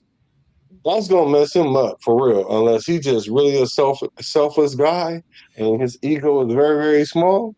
And he can be like, well, I'm a consummate pro, and then if something go wrong, I'll steal my position back and never give it back. If that's how he will go about it, then kudos to him. But other than that, I don't see I see that as a point of diminishing returns, and we got to get rid of him because he's not gonna want to be able to go from the guy to being a depth piece. Yeah, I feel like he's a team player, man. He's if you look at his history, um, when he got brought in with Josh McDaniels, he was a guy that was brought up, released, put back on the practice squad, brought up, released, put back on the practice squad. I think like 8 or 9 times until he finally got a chance. They brought him up. He got to play in the game, and then he never looked back. So, you know, he's got that don't quit. One of those guys that stuck around, definitely earned his time being tossed around. um, you know, up and down, brought up on the roster, released. Nobody picks him up on waivers, and then there's probably a lot of teams kicking themselves right now, going, "Man, we should have snatched up on that Jordan Meredith dude on waivers because he's been ruining his career. Had one good year, and then they move him around like they've been doing everybody else." Well, if Um, that's the case, that's good then. If that's how he carry himself, that's good because at the end of the day, it's not like we can't use him because I'd rather play him than Burford. Yeah. Well, Burford, at 25, having the starts he has, played in 53 games, knowing the system, I think he's just ahead of pace right now. But when the pads come on, I think all that's going to change on who this offensive line is. I think they just have, they have their first group, their second group, and their third group. But you can't tell me if guys are, when the pads come on, if guys are showing out in the third group or the second group, they're not going to bring them up and give them a chance to the ones, right? We've already seen, from what I've heard, is Charles Grant is now running, got a couple reps with the starting at right tackle Friday. Um, so that's a big sign. And then Trey Zune, who has not played any guard positions, right? Played guard Friday. He got some reps at guard with the starting one. So nothing is penciled in stone. Like we say, man, it's just OTAs. And the whole job of OTAs, like the coach said, is prepare mini camp to get ready for OTAs to get ready for training, and then training to get ready for the preseason and season, preseason to get ready for the season. So that's all we're doing is figure out what guys might fit better with the guys around them and play better. But when the pads come on, I wouldn't be surprised if this, we know most of the offensive line is, but I wouldn't be surprised if there's, different guys starting at both of the guard spot and the right tackle spot, to be honest. Mhm. Yeah, we're gonna see. I'm glad. I'm here for it. Because we brought in, behind DJ Glaze, we have Isaiah Jada from BYU, and this is a young man that, let me pull up this picture. Um, 6'6", 315 pounds. He has the arm length, right? Has good size, good movement, quickness, violent physical hands. I mean, go back and watch some of them games at BYU. I was like, bro, this dude is locking it, holding it down right there. So, um, and we brought in DJ Glaze in the third round, and he ended up playing right away. So it happens, not all the time, but there are those outliers that come in and you're like, damn, this guy's better than the guy we got. So I wouldn't be surprised if Isaiah Jada ends up making this practice squad, and then you have Nicholas Henning, which is a young guy, you know, um, also 6'6", 6'7", but he played tight end 2 years ago, and he was a guy that was drafted in the second round of the Canadian Football League draft, and then the Raiders went and snatched him up. So he was the second overall pick in their draft over there, and the Raiders pulled him up and brought him on the bench, brought him over here. So when you got a guy like Rick Dennison in the building, and you got a young man that's 6'7", 290 pounds, I Yeah, mean, right. you could bring this man in and pack 15, 20, 25 pounds on him and let him sit for a year, and that could be your tackle of the future, right? His footwork and his quickness and movement from being a former tight end is better than anybody on this team, really. You just got to learn the speed of the game, and you got to put some weight on. you can't be a Yeah. you can't be a you can't be a right or left tackle at 290 pounds. Nah, you gotta go to the buffet line a few times. Gotta do a lap or two, man. you, go, Three or four, yeah, three you or might four want laps, man. put you a mailbox out there in front of the buffet. Yeah, camp out. Yeah, you need to live there for a minute for sure. But yeah, man, I don't know how much time you got, or Oh, I got time. Let's do it. so I think sweet. I think, So I think people are engaged. Go ahead and hit that like button. Make sure y'all hit the like button. And for those of y'all that are not on this man's channel, you gotta get there because he's. I'm telling y'all, he's working hard. I'm telling you, I have to look. I look up and I see him, and then he doing these lives, and then he's even supporting the other content creators like myself. So, hey, the best that we could do is go and just subscribe, y'all. Just go yeah. subscribe. It don't even take nothing but a few minutes. Go on and do that for my mans and hit the like button on these streams so the rest of the nation can get it out because I think this is a pretty good conversation. And we haven't went in yet because we haven't hit a point where we haven't seen eye to eye. But I think it's gonna come up here pretty soon and we're gonna get to talking about my boy Kirk Cousins. I'm calling him Cousin Kirk. Kurt Cole bust. No, I'm just playing. That's right. But yeah, man. So what else we got? You don't looking at this roster though. You don't see anybody on it that you feel like could be a potential trade candidate. Coming up, Uh, try to make room because I'm looking at Dante Thornton behind Jack Besh, right? I don't even know if he's the second guy. Malik Benson has been making a little bit noise on his route running and his play with Mendoza. So it seems like, we might have got one of them ones in the sixth round. yeah, And that's what they're saying. that's going to push some people back, right? Cedric Jackson popped off with a touchdown. Um, and the one game he got in with Kenny Pickett, he also had a touchdown. So you got to look at this man's production and ask, why is he not on the field more, right? So, you got guys like Cedric Jackson and but I wouldn't be surprised if there's no trades this season at all, right? I wouldn't be shocked. I Offense wouldn't be looks good. shocked. Defense looks good. If there was going to be one trade for some reason, the name that just keeps coming to mind is Adam Butler. He played well until he got his bag, and then he had back injuries last year. the same Yep. thing, going through different systems, like you said, Adam Butler. But that's he's making, I think, almost $6 million a season, and for the production Yep. he gave last year, just like Malcolm Kuntz, you ain't putting up what you're getting paid. So Yeah, I, I bro. feel Unacceptable, bro. I feel like this is one of those years, for Adam Butler as well, when you have guys behind him like Benito Jones that they brought in, Brandon Uh-huh. Cleveland they drafted right in the 7th round, Lackey Tassie, who seems to be making a little noise and starting to pick up the system a little bit. So yeah, Adam Butler might be one of those guys, and then I don't really see too many after that. I think everybody else is solid. Isaiah Palamau, you know, I- Do it. they just re-signed him to what, over $4 million. I think it'd be a waste, and taking a cap hit on getting rid of Palamau. I think he's good Can't for make that the many.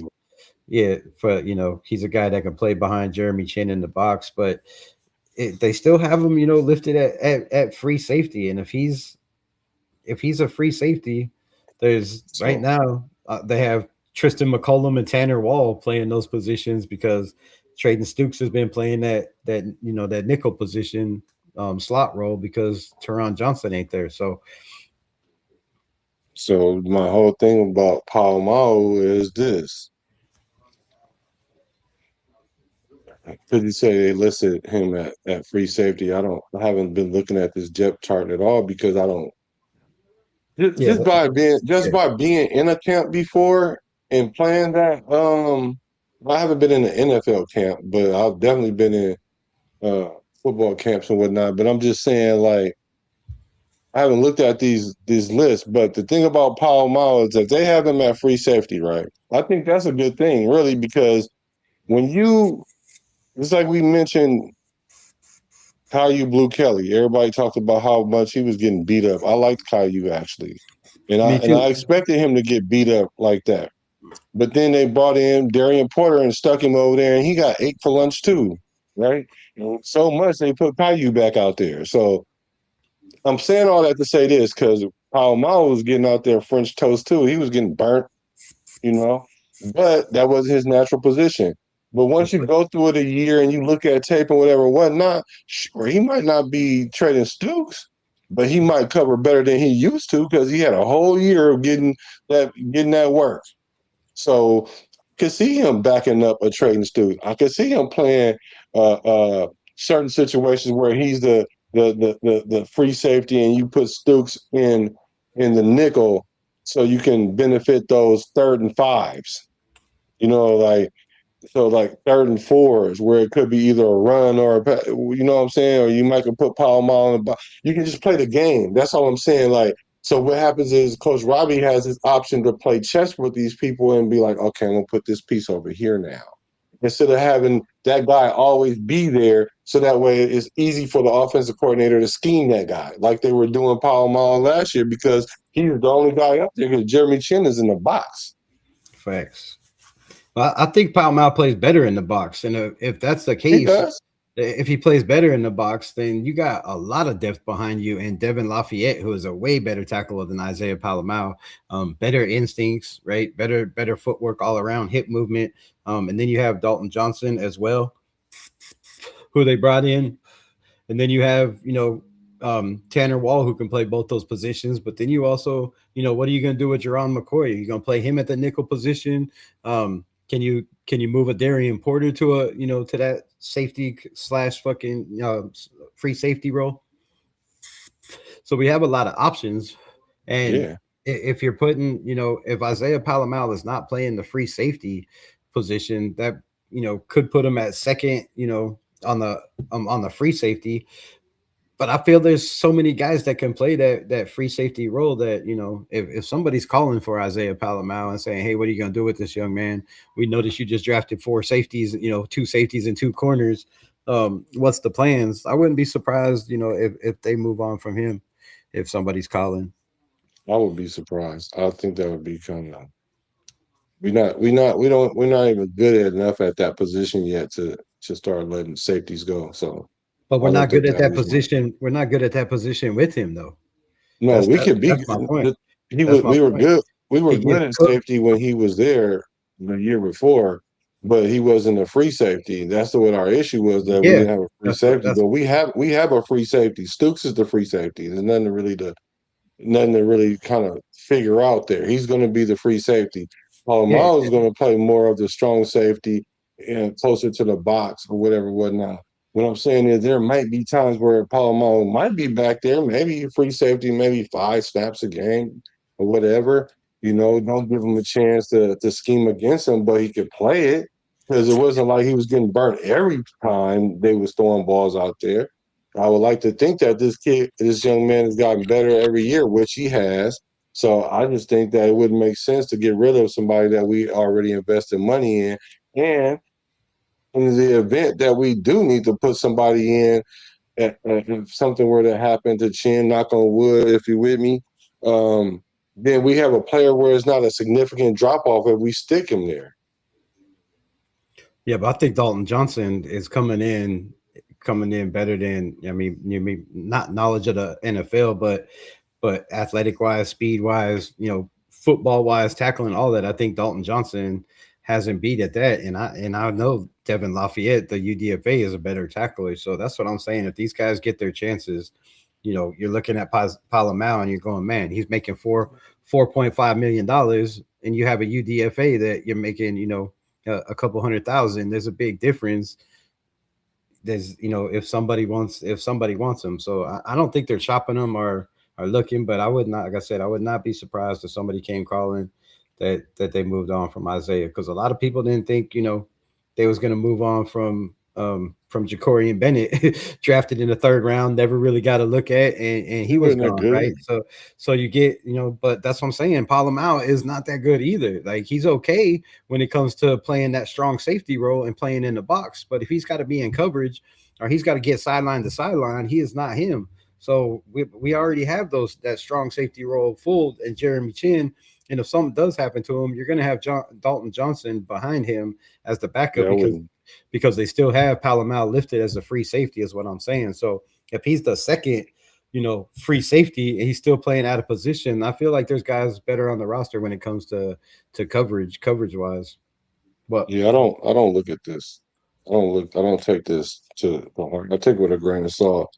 I would never put a Dalton Johnson in front of a Palomalo to play in the box as strong safety, just on experience alone. I think Dalton Johnson's going to get played more like a safety. Like, that's what I think. But I don't know until camp start. But that's just what I'm presuming, that they drafted him to be more like a safety, because we needed 2 free safeties. Like, yeah, we got when we got Trayton Stooks, the very first thing I said, okay, cool, we need another safety now, another free safety, because we don't have one, because Paul Miles is not a free safety. Can he play free safety? Yeah, he probably can play a little bit better now that he went through the work. He got that work last year and got that experience. And if they bring him in camp and put him in spot situations, he'll be able to play it. I mean, I don't think he is as terrible as a tackler as everybody's saying. He had 100 tackles last year. Like, I don't get. Anytime somebody tell me that a person's a terrible tackle and they got 100 tackles, then I question, what kind of tackle are you looking for? Because, yeah, he might take the wrong angles sometimes, because playing free safety is different than strong safety. I don't see people breaking his tackles a lot, but I see he a dominant hitter. But I get it. Everybody's not sold on Paul Mall. I was sold on Paul Mall before he even got the starting position. So, all right, maybe I have a little bias, and so I can concede to that. But I don't think they're gonna get mhm. rid of him. And I don't think Dalton Johnson is gonna be better in year one than Paul Mall is in year 4. I'm not saying better, but I'm saying money wise, you're on a team that has no money on the books, and you might have to bring in some positions. If some of these guys ain't what you thought they were going to be in camp, and Palomau is one of those guys making more money than most, because they just gave him that contract, 3.5 or 4.2 mil or Yeah, whatever. he's in a So contract year too, so so so he getting up there. I think he's in a contract year this year too. So yeah, man.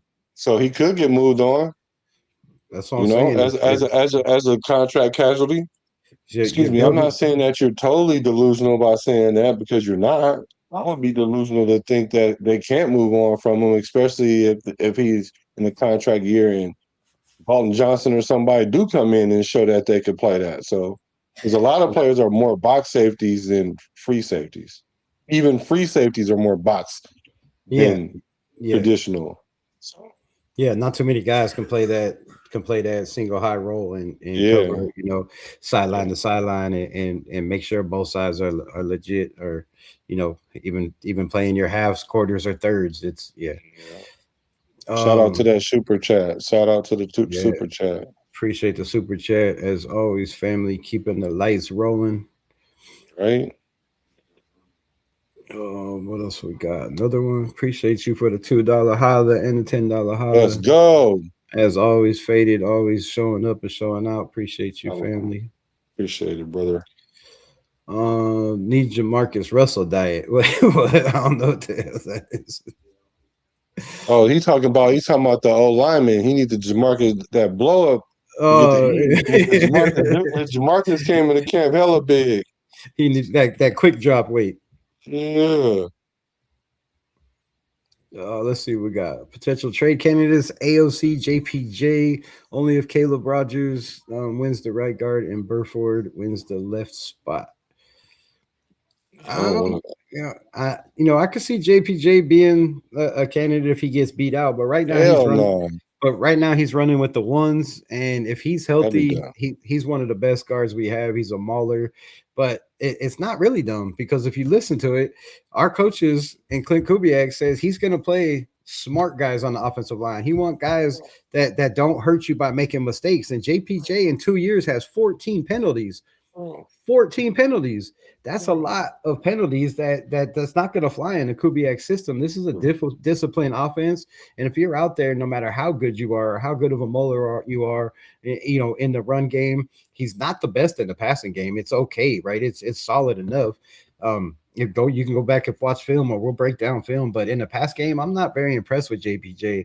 And same with Linderbaum, right? In the passing game, they're a little bit above average, but in the running game, that's where they fit in. But if you're constantly hurting your team with 15-yard penalties and 10-yard penalties, right? You're not going to be out there this year. So JPJ has to clean up the penalties, and he has to stay healthy. Your availability is the best ability.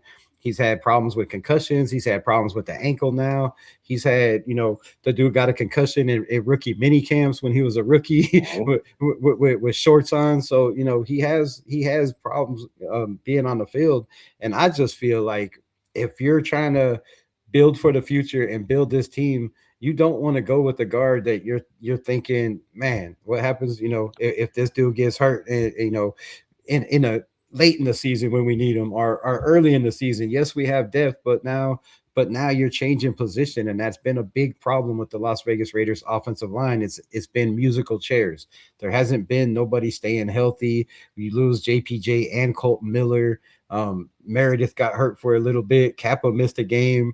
It seemed, everybody was missing games. You need continuity, you need chemistry, and you need guys that could be available. So if you're telling me that, Jordan Meredith or Caleb Rogers or one of these dudes are out there, showing out the same as JPJ in camp, and they know their durability is better, I would not be surprised. I would not be surprised whatsoever.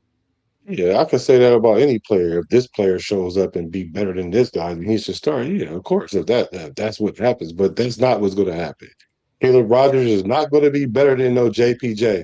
If y'all want to look at all the finite things about JPJ and say, well, because it's concussions and penalties and whatnot, then go look at Caleb Rogers and his production last year. It was terrible. Like absolutely terrible, atrocious. Like he What? shouldn't even be in the he shouldn't even be in the What?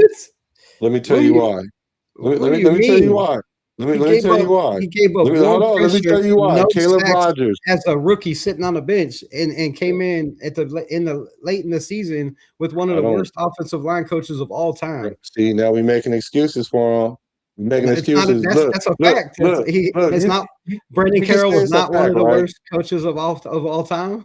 He was not one of the worst offensive line Look, coaches we had of all all the time. way up until this point, we But were saying was he? all the way up to this point, we were saying this person had this PFF grade. This person is rated low in blocking. This person is better in running.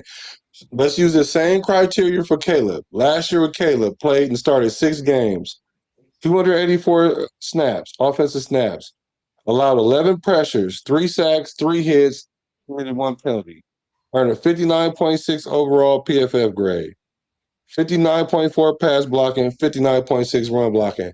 Now, ain't no way in the world you gonna get me to convince me to think he can play better than JPJ. I don't care how many penalties he get. JPJ ain't gonna get those penalties like that. They've been messing with JPJ since he got here. He came in as a guard, drafted him as a sitter, played center, then come back and put him at guard, and then you got he was going through it. What's As JPJ far as the stats his rookie concussions, year? what'd you say? What's JPJ stats his rookie year? Oh, I can look it up 1 second. But as far as what was I about to say? As far as him and Caleb Rogers coming in and taking his position, like I'm not seeing that at all. I mean, like that just doesn't make football sense. And as far as the concussions, that's just part of the game, bro. I'm sorry. Like if Tua can trot himself back out there and with the concussions that he got, trust and believe that's not going to be the reason why JPJ loses his spot is because of concussions, unless he's out of the league. So I get it. Like Caleb Rogers ain't taking nobody, but not JPJ position. I'm sorry, that's just a hot take. But I'll look up his stats for you. Go ahead. You might want to respond to that. Uh, yeah, man. I see a kid that came in, on a horrible offensive line with guys that was moved around all over. So it says he gave up what 3 sacks, 3 sacks, 1 penalty. But we gave up 64 sacks last year. So the What is whole that? entire offensive line gave up sacks. And No, looking bro. at it, Not looking in at six those. games, bro. 11, bro. 59.6. But you asked what was Lindenbaum's rookie season. He posted a 70.7 overall PFF grade when he lined up at center. He allowed a 5.2 pressure rate at guard, but excelled at center with a 2.4 pressure rate, with ranked sixth best in the NFL. Now let me get his PFF grade for blocking and passing.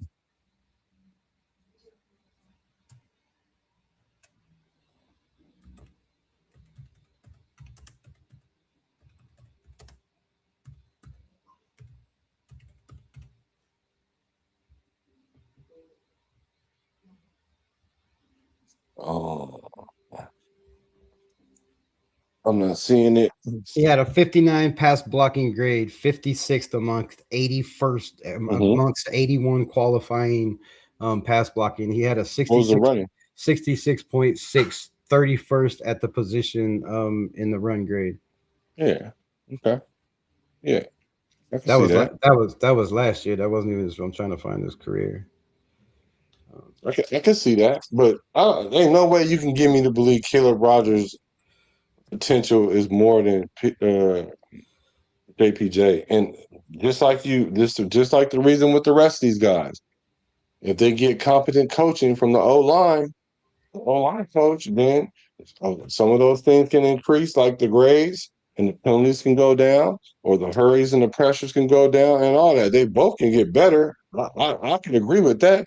I actually like Caleb Rogers, actually, So but so I just know he's not better than JPJ. I know that to be a fact. I know that to be a fact. so JPJ in his second, no wait, what, this is his what, third year?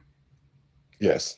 Yeah, so his second year last year, he played in 8 games. He earned a 63.8 overall PFF grade, and he allowed 10 total pressures, 2 sacks, 2 quarterback hits on 354 offensive snaps. So Caleb Rogers played in 6 games. The numbers are pretty close, but he was a rookie learning from Brendan Carroll. Brendan Carroll. I think that's to sum it up enough. You give this man time under Rick Dennison, and yes, JPJ could be a monster too. But Caleb Rogers is very, very strong, powerful. Right, his RAS scores were pretty solid coming in. The bench was pretty solid. So you know, I don't know. I don't know. We're acting like this man didn't come in and hold it down on that side better than a lot of the veterans did last year under the circumstances. And the fact that he was a backup most of the year and wasn't getting hardly any reps or runs because they moved the whole offensive line around and they had Capo playing with the twos some of the times. And he wasn't even getting reps with the second team, him or Charles Grant. And they both came in and played very, very solid. So I don't know. I think it's going Don't to say be he played solid because he didn't play solid. You can say he played better. He could play better, and he played enough to stay on the team. But he didn't. This is not solid. he had 284 snaps, 11 pressures, 3 sacks, 3 hits, and 1 penalty. That's not solid. At that that 59, is sub that's solid 60. looking at the circumstances. DJ Glaze That gave ain't up how that 10. worked. DJ Glaze next to him gave up 10 sacks. It ain't how that worked. And a horrible pressure rate, right? That's so yeah, that That ain't how that worked. when you're running a zone, that is how it works. You help the No, guys what I'm next saying to you. is, You no, what you pass guys off. You have to rely on your center as a guard to be able to get to your man, help you double, and then pass off and get to the next level, or take that guy so you can get to the next level. And if the guy next to you is not doing his job, that hurts you as a guard. Whether your center is, and they had Jordan Meredith and Alex Kappa playing center for one, right? JPJ at least had was a starting center, and then when he was at guard, he had I don't know who took over at center, but right, they had competent center and competent play right next to him. He played a lot of snaps at left guard, played in between Colton Miller and whoever the center was at the time. So yeah, the play around you has a lot to do with it, and the coaching obviously has a lot to do with it. So I agree he might not be better than JPJ, but he's going into his second year, and I feel like if he gets the opportunity, this man is strong, he's violent, he has the size, he has the weight, he has everything to play that position. And yeah, he took his lumps last year, but he's going to be better this year. So now they have him at the left side, I guess, backing up. Right now they have the position as the left, so we'll see how that works. Well, he's gonna get his opportunity, so we can stop saying that. He's about to get his opportunity right now in camp. So I think all these guys gonna compete with each other, and we're gonna see what it is. I don't know. We'll see, because and the thing about our offense is, our offensive line is this: it's predicated on run domination. Navy vet in the building. So it's going to be an issue as far as, like, some of our players might not have the best pass blocking, but that's going to go up because the way we run the ball, our pass blocking is going to be terrible if we never run the ball. Like, if we never run the ball, your pass blocking is going to be terrible. Facts. So both of them guys, I'm expecting both of them to make a jump and a leap. I don't think one will leapfrog the other. I think JPJ, we all know he's going to start this year. Like, we all know that. Regardless of how we all feel about other players, JPJ is going to start this year. So if he can stay healthy, he's still got to make it to camp. He hasn't. Any player. It's not any player. He's injury prone. He's been injury prone. So is Brock Bowers injury prone? Why was the best guard? Why was the best center in all of football fall to the second round? Go back and look at the history. It was because of his injury history. Okay. Is why he fell to the Raiders. He has injury history. That's what I'm saying. So it's following him throughout his career, and he hasn't been able to stay healthy with us. He played 8 games last year. He played 6 or 7 games his rookie year. Like the man hasn't been able to stay on the field. Y'all crazy. It's crazy. Like, y'all can make excuses for one player because of the coaching and Brennan Carroll, but then when you isolate another player, all that don't matter to that. We going to his college. We going to look at how he was in college and his injury status in college. We talking about concussions. We ain't talking about injury. We talking about concussions is what was really his issue. But that's cool though. We can go with that. We can go with that. So here's my question though: if Brock Bowers, for God whatever reason, knock on wood if you with me, God forbid that Brock Bowers tweak an ankle this year and be out 3 weeks, are you gonna call Brock Bowers injury prone? If you're looking at the circumstances, yes, bro. He's been hurt every year.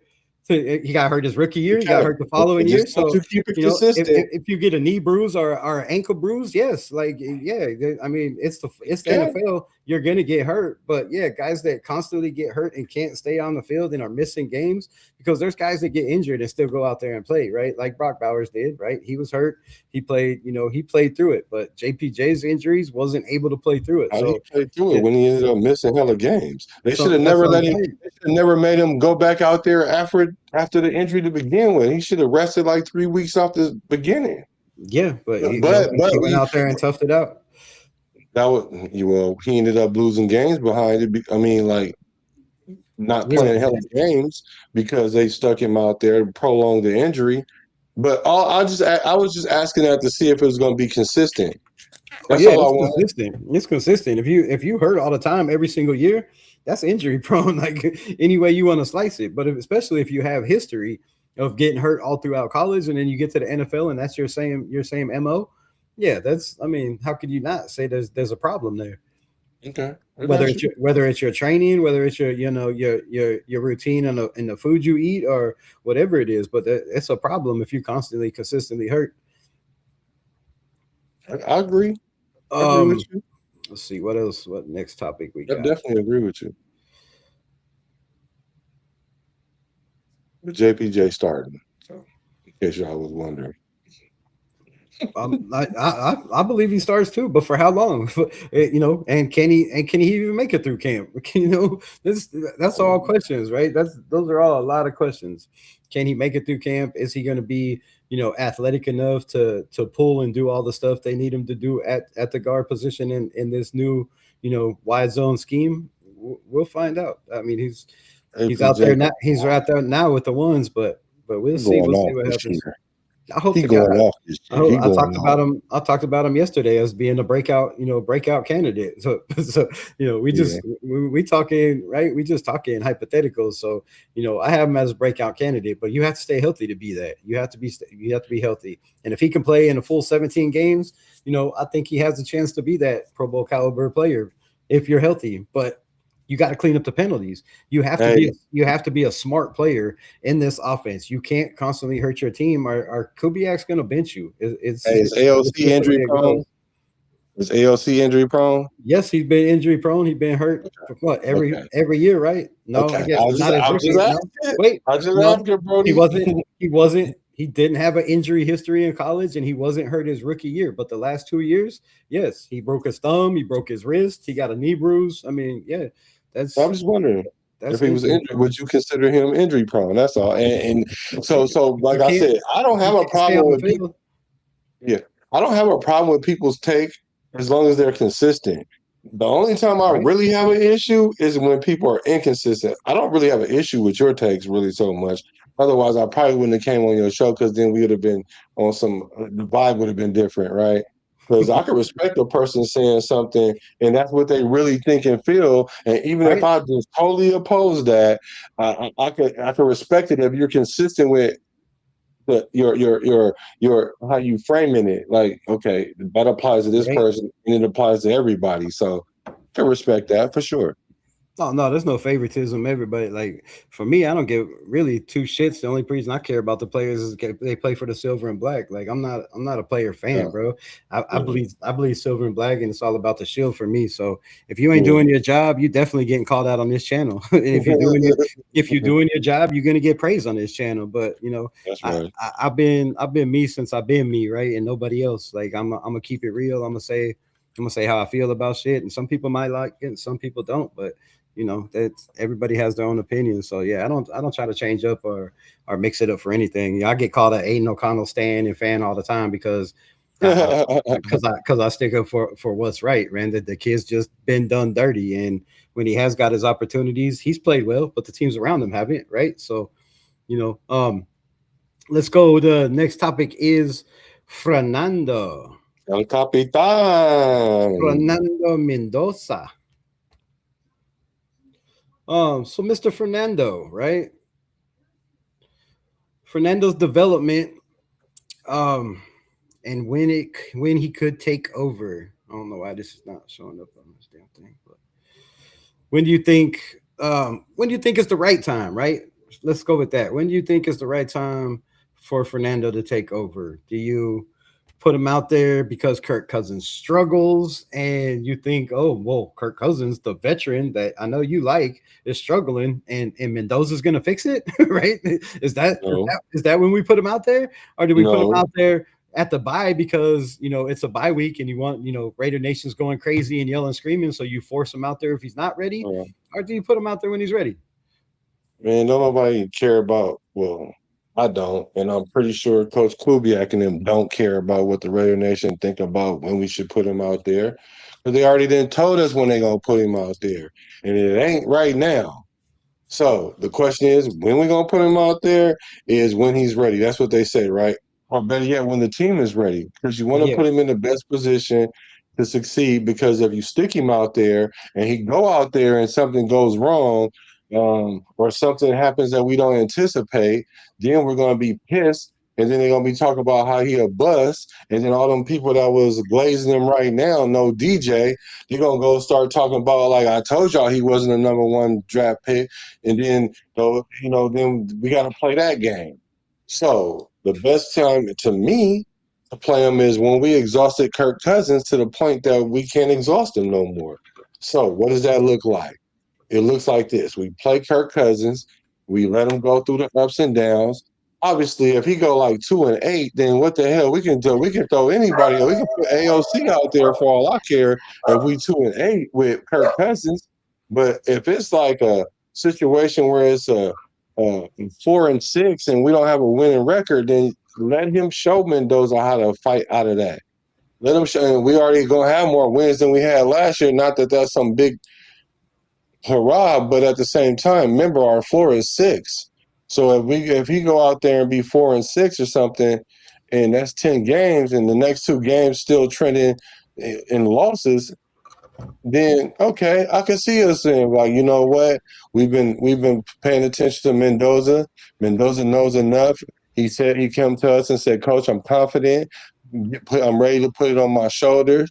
I understand I ain't gonna win it all this year. I'm not gonna win every game, but I'm ready to take on the responsibility and let's go ahead and turn the corner. And then the franchise will look at that and be like, we don't want to pay Kirk Cousins no buku dollars next year for this performance. And he's obviously trying to work for another contract for probably his last contract. But if the record is closed, then let Kirk burn. Just let him burn. That's what we got him for. We picked him up before we even drafted Mendoza, and we knew we were going to draft Mendoza. So we went and got a competent player because even if we couldn't even get Mendoza like the quarterback first pick, if we would have brought in Kirk Cousins, I would have been excited because I'd have been like, well, this is the best quarterback that we brought in since Derek Carr for sure, and he's arguably better than Derek Carr. I would say he's better than Derek Carr because he won his playoff game and had more playoff appearances. But they're pretty comparable. But it's kind of hard to, because if I put Derek Carr on some of them teams that he had, he might have got similar results. So all I'm saying is that's a if we were going to move on from Derek Carr, I would have been happy if we would have moved on with Kirk Cousins. So now that we know he's a bridge quarterback, let him go and build the bridge. Don't build half the bridge and say, "All right, can you jump from here, Fernando? You think you can jump from here?" Like, no, let him go on and do it. And then if he can't get it done to a big degree, then you can get rid of him. But if it's competitive, then let Kirk do what he do. I mean, he's very capable. yeah, definitely very. Well, I mean, I don't know. That still remains to be seen. The jury is out for me on Kirk Cousins, man. We got to see what he does, man. Like you can't tell me that just because you had, and I know this is your argument, just because you had 4,000 yards every single season on teams with great receivers. I mean, great. We talked about it 2 nights ago. Go back and watch that. Um, Great receivers on that he was throwing to in Minnesota, the on All Star list in Atlanta, and he still threw 18 touchdowns and 16 interceptions. So his numbers have been on the decline the last 3 years since he's got hurt, and you have to come out and prove that that you can be that guy. And right now, I think the pressure is on. Right, you go out there with the goat in the building, and Tom Brady's out there in practice and you throw one touchdown and one interception. Meanwhile, the guy that everybody says can't play football, Aiden O'Connell, goes out there and throws, drops three. So, you gotta look at those situations. I think those interceptions mean a lot more for a guy like Kirk Cousins than it does for a guy like Aiden Oh, O'Connell. He knows the system. He was brought in, in a guy that knows the system, what Kubiak wants and what Kubiak expects. And you're out there throwing interceptions in bro, booty shorts and in a helmet. bro, throwing touchdowns to the third team versus against the first team is not the same, bro. But usually, Ain't no O'Connell is not gonna go into the first team and throw three touchdowns consistently on the first team. He ain't never been that guy. I don't know why, but it's cool though. And not only that, even if he was to do that in OTAs, like, come on, like that don't even matter. That don't matter. That don't matter because really OTAs is to implement systems. Even training camp is to work on stuff, and then you really assess the player when you go team, when you go live, like when you throwing bullets at each other, like for real. That's when it really matter. Not in the 7-on-7s and all that. I mean, that looks cute. Like, how many times has he thrown three touchdowns in a game period? One time and they lost? I don't know how many times, but I can think of one time he did it and they lost. So, I mean, like, I can tell you, I don't know exactly the number, but I know your boy didn't throw him for three touchdowns hella times. Now, as far as my boy, anyway, not your boy, but as far as him declining these last few years, let's do like we did for AOC. Let's combine his 2 years together. These last 2 years, the first year that he was getting played with by Atlanta because they thought they had a quarterback that they drafted that really wasn't him. And let's combine the other half season, and I'm sure it's going to look like similar to all the rest of the seasons. Yeah, 16 touchdowns. I mean, 18 touchdowns, 16 interceptions. That's the only year that he's ever looked remotely close like that. Only year. So that's an outlier. That year was an outlier. Now look at the rest of his campaign. Like, okay, we can't take that. We just can't overlook that. You can't. Well, I can't. what campaign? The rest of his campaign, like the rest of his career, yeah, you can pinpoint last year and the year before that. Actually, he went 5-3 last year. He won more games than the Raiders last year, um, and he won more games than Penix last year. Okay, he And went then a five. year before He that, went 5-3 with the fourth ranked offensive line. okay, so now so that's what I'm saying. We're gonna keep Yes, making these. yes, We're gonna keep because that making doesn't these matter. leaders. You So tell so me what? a So what thirty line? second So, a so 30 what second line? offensive Wait a minute. line What to line did Penix play with then? Which ranked line did Penix play with? the same. But Penix had decent numbers. He got Right. hurt. He got hurt is why Kirk Cousins went back in. But you just got through Kirk talking about Cousins availability, he right? lost his job to Penix. He lost his No, job he to didn't Penix. lose his job to him. Yes, he did.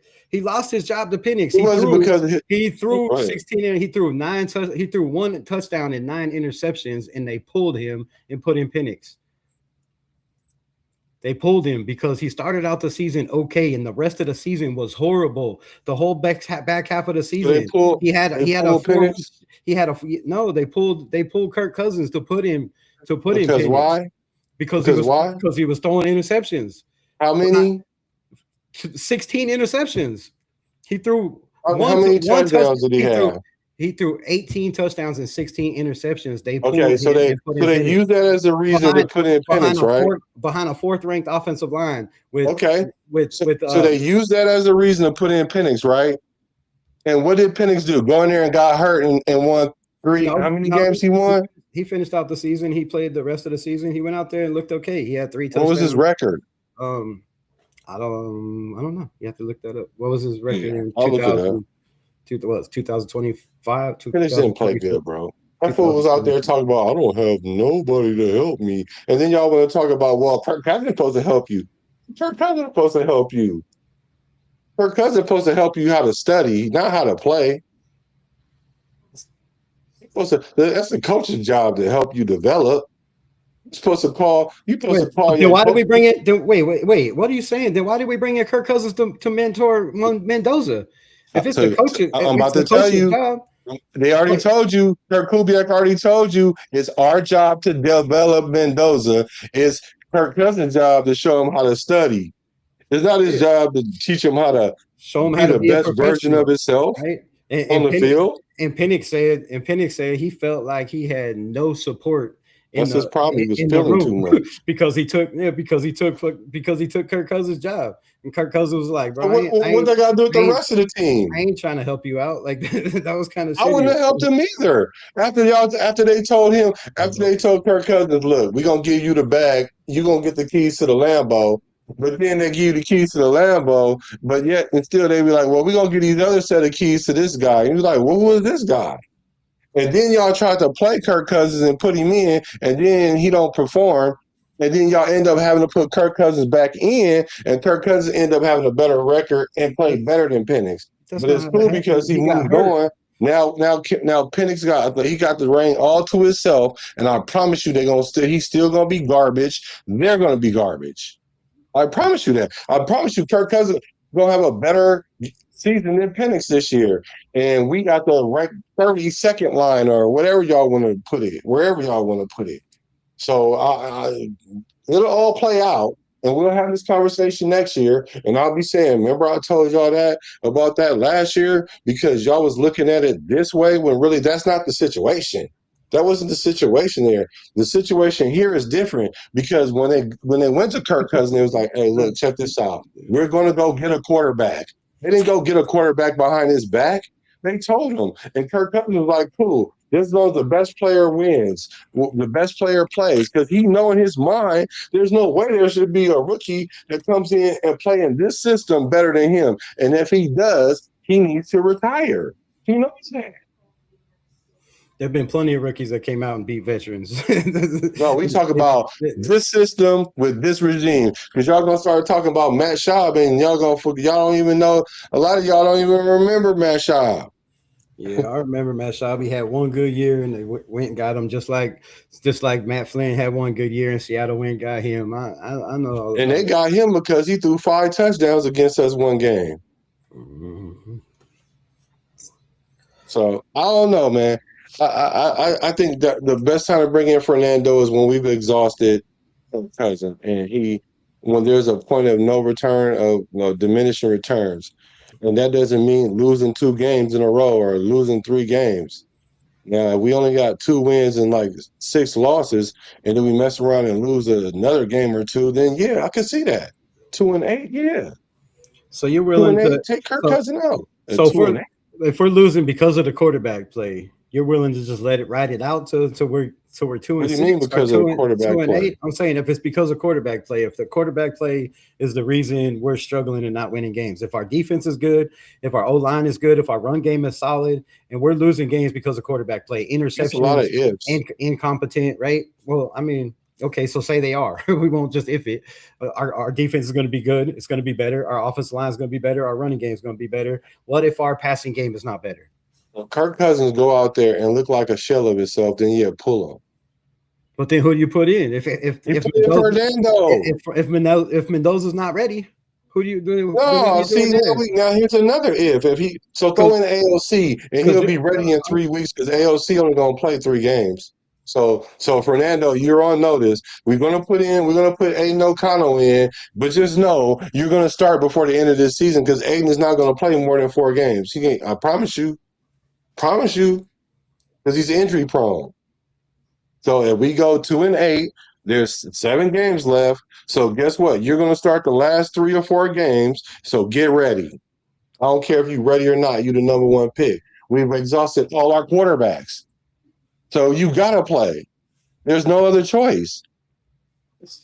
But AOC ain't playing over Mendoza unless Mendoza just ain't gonna play at all this year. But that don't make sense because AOC can't play a full season at all by itself. Like I doubt if he can play a half a season by himself. So I don't know. He played 11 games his rookie year just fine. yeah, but he haven't played full season since. Like he got injured 2 years in a row. Like we just went over that. He's injury prone.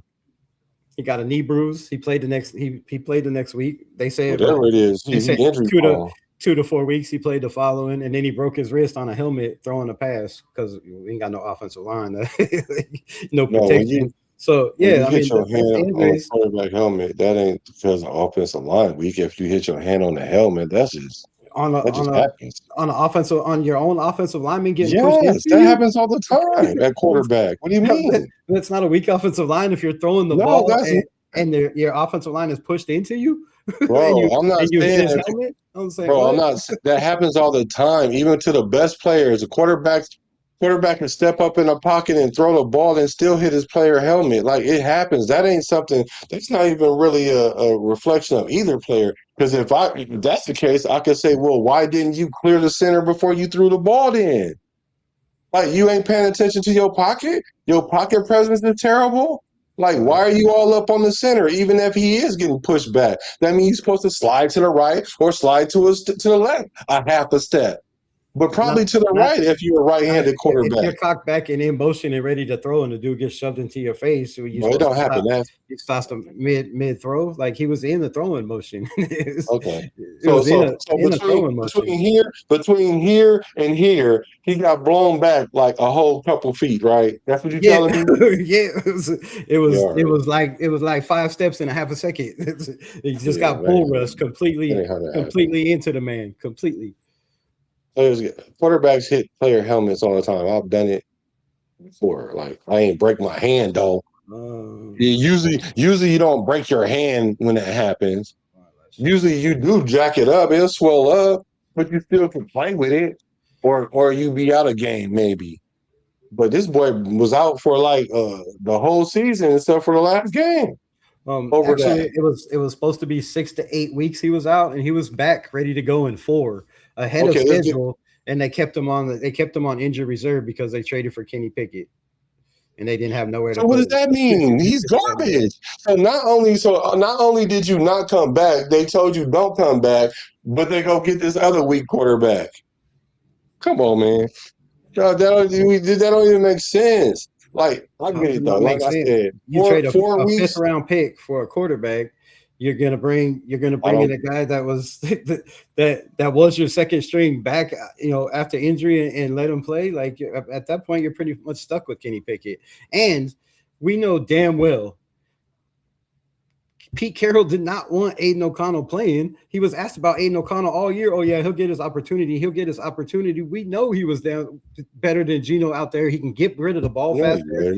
Bullshit. He can get rid of the ball way faster. His time to throw. Look this up. Look up a stat. Time to throw. Aiden O'Connell, 2.67 seconds. That is 4th best in the NFL. 4th best in the NFL. Why can't he win games? Why can't he win games then? Offensive line, defense, no running game, it's horrible everybody's fault coaching. but Aiden O'Connell's. This is what I mean. Everybody has O'Connell. the same mentality. Is you just said, "Oh, but we don't do this with one player, but we do it with another player." No, You just said players were bad because of coaching, but Aiden O'Connell can't be bad because of coaching and bad offensive line. No, he's just bad, bro. He's just bad. Sorry. When's it bad? He's bad? He's bad. What's bad? You got 22 touchdowns and 11 interceptions. Bro, he was 5-5, right? 17 games. His rookie season, he was 5-4 as a starter. One of those games he was 5-5. He was 5-4 as a starter. He was 5-5 to finish the season. All but the right. game was credited to him because what? Brian Hoyer got taken out right away. So he was 5-4. What was the next year? He was 2-what? He didn't play. He didn't play. They put in Gardner Minshew the whole season. Gardner Minshew they took out. Man. He played half a quarter with the Rams and injured his thumb. Bro, we went over this last night. He didn't play. We went over this last night, bro. Aiden O'Connell record. Bro, you can't sit here as a quarterback and claim that you're a quarterback and tell me Aiden O'Connell is trash with what he's done on this garbage ass team that he's been on. Bro, no offense. Let me tell you why he's garbage. No Let me tell you why he's garbage. You ain't even gotta be a quarterback to get this. I'm gonna tell you why he's garbage. You ain't even gotta be a quarterback to get this. You're a backup quarterback, right? So then you're a backup quarterback, but you're supposed to be better than this starter that has played many seasons, that played the full season. You have You've yet to do it Yep. yet, but you're better than this guy, right? Yep. But so for some reason, they draft a quarterback over you. They bring in No, a not better no, quarterback over not you. not So for some you reason. go from being better than Geno Smith to now you're the third string quarterback, which is the scout team quarterback, right? No, And then no. when you do get hurt, they Come on, bring in bro. another No, quarterback that's not and how that tell you to works. stay hurt. But yet No, you're this no, good, but everybody hating on no, you. no, no, no, Everybody's hating no, on you though. They no. done drafted like three quarterbacks in front of you. Yes, yes. You But want me he's to good. explain? Do you want me to explain? Yeah, got you. Go ahead. Aiden O'Connell would have been the starter the following year with AP. They decided to get rid of Chip Kelly or Champ Kelly, and they brought in Tom Telesco, right? They brought in Tom Telesco. Tom Telesco didn't look at no film with Aiden O'Connell or look at Aiden O'Connell. He said, I'm the general manager, and I'm not putting my season on a rookie guy. I'm bringing in Gardner Minshew. Now, AP even said afterwards, they had a meeting with whoever the hell it was, Luke Getsy, AP, and Tom Telesco. AP wanted AOC from what he done. AOC is the reason AP got the job the following year. The kid came out and won games. He beat the Chiefs. He beat the Chargers. He beat the Broncos. He almost got us in the playoffs. We were one win away from getting in the playoffs You beat the Chiefs, bro. because of bad calls. You beat the Chiefs, bro. Did he turn the ball over? Five. Wait a minute. What is a quarterback? What is a quarterback's Wait a minute. job? What is a quarterback's job? Manage Wait a minute. Wait. So 68 you yards or telling me? not. Hold on. Wait a minute. So you telling me AOC beat the Chiefs when we kicked 5 field goals against the third string team, which you use that same measuring for Kirk Cousins, but Mhm. we kicked 5 field goals and he threw for what 102 yards in one game that he won and 67 yards in the other game. And you telling me the reason why we won was because Aiden O'Connell was good. That's Did he what you're not? telling me? Did he turn the ball over? He did what he No, needed I'm to asking. do. I'm just saying. Are you Yes, saying we yes, he won was because he's good. good? He had 68 yards, big deal. But he also had 3 drives. That one was a missed field goal by Daniel Carlson. The other one, I don't know what happened, but we drove the ball decent drives. Yes, they had a run game, and you can't tell me that you can blame a 67 quarterback yards, bro. for his record, but when 67 yards. it doesn't matter. 67 He's the yards. winning quarterback. You just put all the losses on him. No, I didn't put Because all of the losses on yes, you him. said he was. No, I didn't. You said he was 5-5. He's only And 7 he and was 10. 2-5. You're putting No, all the the reason why I you said put that. all the losses on him. No, I didn't. You No, I said it was. didn't. You said You're what's his record? misrepresenting what I'm No, saying. I said No, they had a bad team, and you said, oh, so now we're making excuses, right? you went on and you blame the O-line, the coach, the offensive coordinator. You blame everybody, right? But the thing about it is he went 2-5 that year. And in that same year, didn't other quarterbacks play too? Didn't they? Yeah. So everybody was playing with the same team. Yeah, granted that maybe this coach got fired in the middle of the year, whatever, the team was bad. The team was bad for both players. And 2-5 is not something to be saying that you're a good quarterback if you're a backup and then you can't finish seasons. Um, You can't play a whole season when you win because three, when when Geno you go Smith two is and five and you only I'm win three almost done. games. Hold on. Let me land this. I'm almost done. Because when Geno Smith got hurt and he did come in, he had a chance to keep the position for the rest of the year. But the reason why he didn't, because he got injured. I'm not saying he's not a good quarterback or he's not good, but I'm not saying he's terrible. What I'm saying is you can't play a whole season. And even when you show little flashes, you're 500 at your best and you're 2-5 and you're supposed to be better than Geno, which he did get more wins than Geno. Because I'll give him that credit because he was the starting quarterback. But we know damn well when he was playing against Kansas City, there wasn't no Patrick Mahomes. So don't say But he beat the Chiefs he because did. he didn't even play the Chiefs. He did beat the Chiefs. He's beat the Chiefs twice. He's Right. beat the Chiefs twice. Yeah. Throwing for 67 yards and 102 yards, he beat him. He has more wins in our division than any That's quarterback we brought in crazy. as Derek Carr. That's crazy. So he's better than Derek Carr now. He has more wins in our division than every quarterback So since he's better than Derek Carr now. Who said that? He has You more just wins. said he got more wins in the division. Since Derek Carr, he has more wins combined than all the quarterbacks that we've brought in since Derek he ain't Carr better in than our none of them. division. He has more He ain't wins in better our than none of division them, than bro. all those quarterbacks put together. And he Bro. ain't better than none of them. He is better than all of them. The No, kid he can ain't. read He defense. better than Geno Smith. All right, check this out. Check this He out. better than Geno Smith. Check this out. No, I'm just asking, is he better quarterback than Geno Smith? Way better quarterback than Geno Smith. Okay, I rest. The defense rests. Way better quarterback than Geno Smith.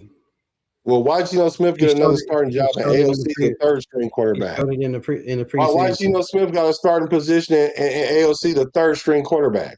Why is that? He ain't gonna be. He might not even be starting through the season. No, he got a job. He got a starting position right now because of Pete Carroll in his name.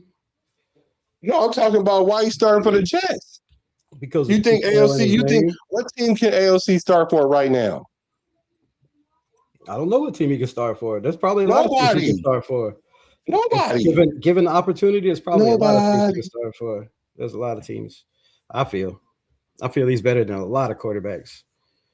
Yeah, you think he's better than proven starters, and he ain't even playing a full season in his career. Now I don't know how you can get to that point. But I'm gonna show you right now. I'll show you right now.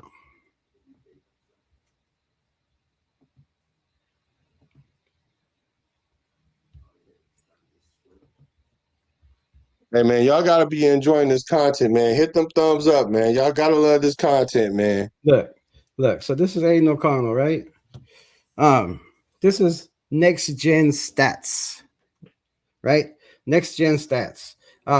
For the garbage quarterback, league average is 88 flat, right?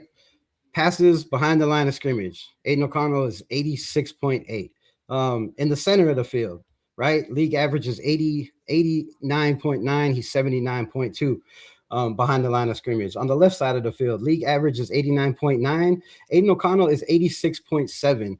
Then we go between 5 and 10 yards. On the right side of the field, this garbage quarterback, league average is 87.7. Aiden O'Connell's 116.5.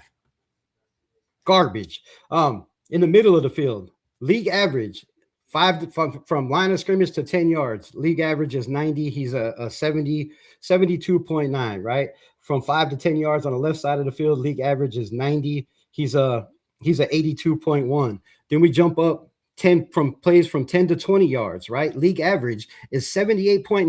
Aiden O'Connell is a 95. Then we go to the next level in the middle of the field from 10 to 20 yards. League average is 85.7. He's a 66.4. Obviously, the middle of the field is his downfall, but the middle of the field is where all his interceptions have come from tip balls. So those numbers are going to go down. Not making excuses. It's fact. It's a stat. We can look that up as well. But then when we get to the from 10 to 20 yards, right? League average is 84.9. Aiden O'Connell, 96.8. That's 10 to 20 yards on the left side of the field. Then when we get from plays 20, and this is next gen stats, NFL.com. Then when we get from 20 yards and above, league average is 80.2. I think 80.2. Aiden O'Connell is 80.2. Middle of the field, league average is 83.1. He's a 39.6. That's bad. It's got to be cleaned up. But then you go to the right side of the field, plays over 20 yards. League average is 79.2. Aiden O'Connell is an elite 128.8. Elite 128.8. So my question to you is, why he ain't playing nowhere? Because I keep trying to tell everybody this. When you have a new head coach, the guy that's not playing gets shuffled to the back. They bring in their head coach. What did Geno Smith or what did Tom Telesco do? He brought in Gardner Minshew. Gardner Minshew making $24 million a year. They're not going to start Aiden O'Connell making $1.3 million if he's better or not and risk their first job as a Raider GM. That's why they brought in Gardner Minshew. Now, he made the mistake. It cost him his job by not playing Gardner Minshew. The year after that, they bring in. Why he lost his job. That's why he lost his job. Not why he lost his job. They would have won. coach. they would have won way more games with Aiden Oh, he O'Connell. I can't coach. He guarantee you. couldn't. I guarantee you, they His would have clock won more management was games. even terrible. They would So have won more games with Aiden O'Connell than they did with Gardner Minshew, maybe. even with the bad offensive Okay, line. But let me I'll finish. maybe concede Let to me that. finish. Then the following year, you bring in Pete Carroll. He brings in a $73 million quarterback that we trade a third-round pick for. A $73 million. That would have been his contract. That's what he was brought in for if he would have finished out his career. So they bring him in for 3 years, $73 million, and they trade a third-round pick for him. So you're telling me you could stand here and look at me in the face and say, if you was a GM and you traded a third-round pick and paid a guy $32 million, if you had a man that was making 1.4 and he beat that man out and was playing better than him, that you would look stupid enough to play that $1.3 million and look like a dumbass in front of the whole entire world from bringing this dude in and paying him all this money? That's what I'm saying. It's like, let me answer it. Can I answer it? Yeah, but let me finish. So you can't tell me, I'm telling you why they don't play him. You had a guy that had never called plays before in Bo Hardegree, and Aiden O'Connell still went 5-4, put up 9 touchdowns and 1 interception in his last 6 games as a rookie with a guy named Bo Hardegree that was a quarterback coach that had never called plays in his life. He turned the offense around. They had a running game because of Aiden O'Connell. They had a passing game behind Aiden O'Connell. Devontae Adams even said, when Aiden O'Connell figures out who he is and this man comes into himself, he's going to be dangerous. Then when they went with Gardner Minshew, Devontae Adams said, "I want out. I'm out. Like there's no way I'm playing with Gardner Minshew." It was. We all know that's what happened. So we all know that. Then you have the following year they bring in Luke Getsy. He makes it not even 6 games. They go to Scott Turner, right? Then when the Turners came in, they're like, let's play Aiden O'Connell because they know Aiden O'Connell gave them the best opportunity to win. And we messed around and probably won some games we shouldn't and brought us down to the 13th pick when we probably, should have been way better. But Aiden O'Connell came and win some games. Now people hate Aiden O'Connell because we lost out on a high pick because the kid came in to play some games. Then the following year, again, you have 2 different offensive coordinators. So in the time he's been a rookie, he's had 6, now going on 7 offensive coordinators and 4 head coaches and still put up the numbers he has. And you're telling me he's garbage. Numbers. I don't. So can I answer the question though? Yeah. So here's the answer for that. Because numbers lie. Because numbers lie. Numbers don't lie. Let me finish. It's a golden rule. Numbers don't lie. Finish. Figures lie and liars figures. First of all, he was 2-5, bro. At his best, he was 5-5. Going back to 2-5. Hold on. But you said earlier the record didn't matter. Okay, hold on. All right, so let's wipe all that away. Let's assume that AOC is elite, as you want to call him, or semi-elite, or trending to elite, or whatever the good level that you want to get him on, right? Whatever level you say he at, let's assume that's true. Coming into this season, AOC was the only quarterback on the roster. He was the only we got rid of Geno Smith. There is no Gardner Minshew. There is nobody but AOC. He's the only quarterback, right? So what do we do with this elite-ish, this elite trending, this accomplished quarterback? So what do? We bring in another quarterback and we draft one. So you're trying to tell me that Kubiak is dumb too? Kubiak didn't know what he had. Kubiak didn't know what he had in the building.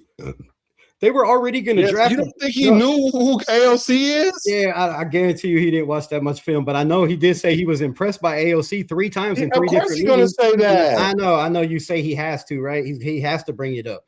You have to mention AOC when nobody else brought him in the comment, right? That's what you have to do. That's what you have to do as a head coach. You have to bring up the guy that nobody mentioned. No, you include everybody. No, you just include everybody. But the question he was asked is, how is the competition going? So why the hell did they? Why did they get 2? Can you just answer my question? Why did they go get 2 quarterbacks? Because they didn't know who AOC was. Because he's the best kept secret right now, right? Because you have a first overall pick, you need a quarterback. You go draft a quarterback. Who else were they? Well, we need a quarterback when we should have got a D tackle. Who else were they going to draft? A D tackle that everybody was crying about, since we already got an elite-ish proven quarterback that has these numbers, and he's elite across the except for across the middle, but it was tip passes, and it's not really his fault. It's because the defense is weak and the O line was garbage, and Getsy and the That's six usually what offensive happens to coordinators. So quarterbacks. why didn't we spin AOC? Matter of fact, why is he third on the depth chart right now? He's second. Matter of fact, he's running with the Come twos. on, bro. You know damn well He's he running ain't with the third. twos. He third, right? You know he He's the running third with the best twos. quarterback. Is he better than Mendoza? Right now, yes.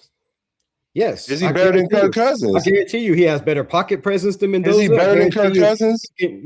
I feel yes, he's on the up, and Kirk Cousins is on the down. I feel like yes, Wow, he can. you got it. He's going into his fourth year. He's damn good at changing the plays at the line of scrimmage. He can read defenses. He's very decisive He just can't pre-snap stay read. healthy. He's very decisive pre-snap read. He has a very very high time to throw in 2.67 seconds. That's only behind Joe Burrow and Patrick Mahomes the last 2 years. Wow. So now we're mentioning AOC so he with has a Joe quick Burrow and release. Patrick Mahomes. Now the only reason he is not out there is because they keep bringing in these systems that need a mobile quarterback that can roll out of the pocket, that can create plays on the run, right? That can play off script. But how many quarterbacks have won Super Bowls standing in a pocket and not being mobile guys compared to mobile guys, right? It's not even night and day. It's like 90% pocket passers that win Super Bowls. Now you keep bringing in systems where you want guys to be mobile, just like last year and just like this year. You want guys to roll around, to move out of the pocket, and he can do that. But he's not a guy that's gonna pick up plays off a script. And we don't even know if Mendoza can do that at the next level, right? We've seen plenty of plays, if you watch his tape, where he panics in the pocket and takes sacks and looks like a deer in the headlights, not knowing which way to go. So yes, I think Mendoza has a long way to go before he can read defenses, pre-snap read, be decisive where he's going with the ball, play with timing and play right. Aiden O'Connell's already proved he can do that, is all I'm saying. Now, I'm not, again, never said this dude should be a starter for us, never said he's the future. Why not? All I'm saying is he's never gotten the opportunities with a good offensive line, with a solid run game, with a solid coaching staff to prove what he can do. Now, again, if you look at his record, that's only 7-10, you said it was, right? He is he is 6-1 when the Raiders rush for 100 yards or more.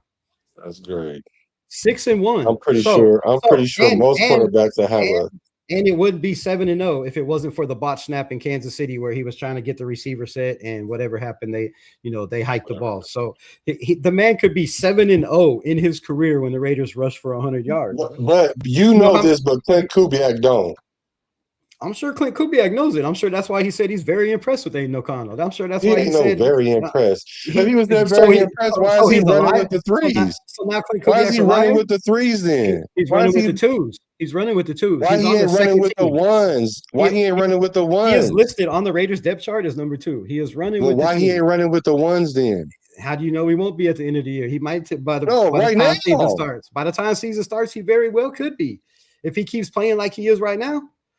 You telling me if you keep throwing three touchdowns in practice and your starting quarterback is throwing 1-1, that they're not going to look at it and be like, wait a minute, Let's make a bet, bro. Wait a minute. Let's bet dinner, bro. Let's bet a dinner that AOC will not be no higher than 3 on the depth chart, bro. At the beginning of this season, if he's on this team. I'm just saying, let's bet dinner. It's a modest dinner, you know what I'm saying? Like the 3 for 25 deal. I bet you dinner. Or 2 for 25 or whatever it is. Something nice. Little Raider steak. We gotta get you a nice Raider steak. You feel me? Some Arby's and shit. No, we ain't gonna go that cheap with it. No, I ain't gonna do that like that, but it's like a little steak dinner or something. Some Applebee's. Nice. Got you. Yeah, I can do an Applebee's steak. I ain't gotta go to to the steakhouse. Yeah, we can do that. I can get you a gift card. Yeah, exactly. Because if we're gonna do that, I might as well just meet up with you and we go to dinner together. You feel me? If we're gonna spend bread like that. But let's bet that AOC will not be more than 3 on this depth chart this year. Like he's not. And he's going to get his opportunities in Not be more preseason. than 3. You just said are we talking the whole season or to start the season? No, to start the season, he will not be higher than 3rd on the depth chart after training camp. Yeah, that's a bet. That's a bet. That's a bet. Gotcha. That's a bet. Yeah, I like that. Like, I hate to sound like I don't like AOC. I just don't see it. But I'm saying is now with all that shit that's happened, right? With all the different coaches, with being shuffled around, because like I said, when a new coach comes in, you bring in your quarterback. Now, hopefully, these guys are true to their word, which you've already called Clint Kubiak a liar and said he just I didn't call him a liar. You said he had to say that. You said he does. You say he's lying. I said Clint Kubiak said he's saying the political correct thing to say. But I say said he was very impressed with Aiden O'Connell 3 times, and you say he's lying. That was you. No, you're saying he's very well. Okay. I'm saying that it's a political correct thing to say. No, it's a political thing. But if you really think that they don't.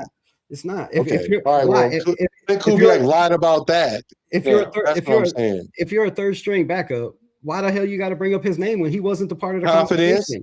Confidence. The question was, but if you're going to trade him like everybody says, or just release him or get rid of him. I don't know that. Everybody seems to be that thing. Then why would you even bring it up? But why did Spytek bring it up when he was asked, how is the competition going between Mendoza and Cousins? He said, first off, it's going pretty well. They're all competitive, but we have 3 guys in this building that are very competitive. Yeah, that's what you're supposed to say. And I've been very impressed with Aiden O'Connell in the film room, the way he carries himself, the way he carries himself in the meetings, the way he carries himself in the building.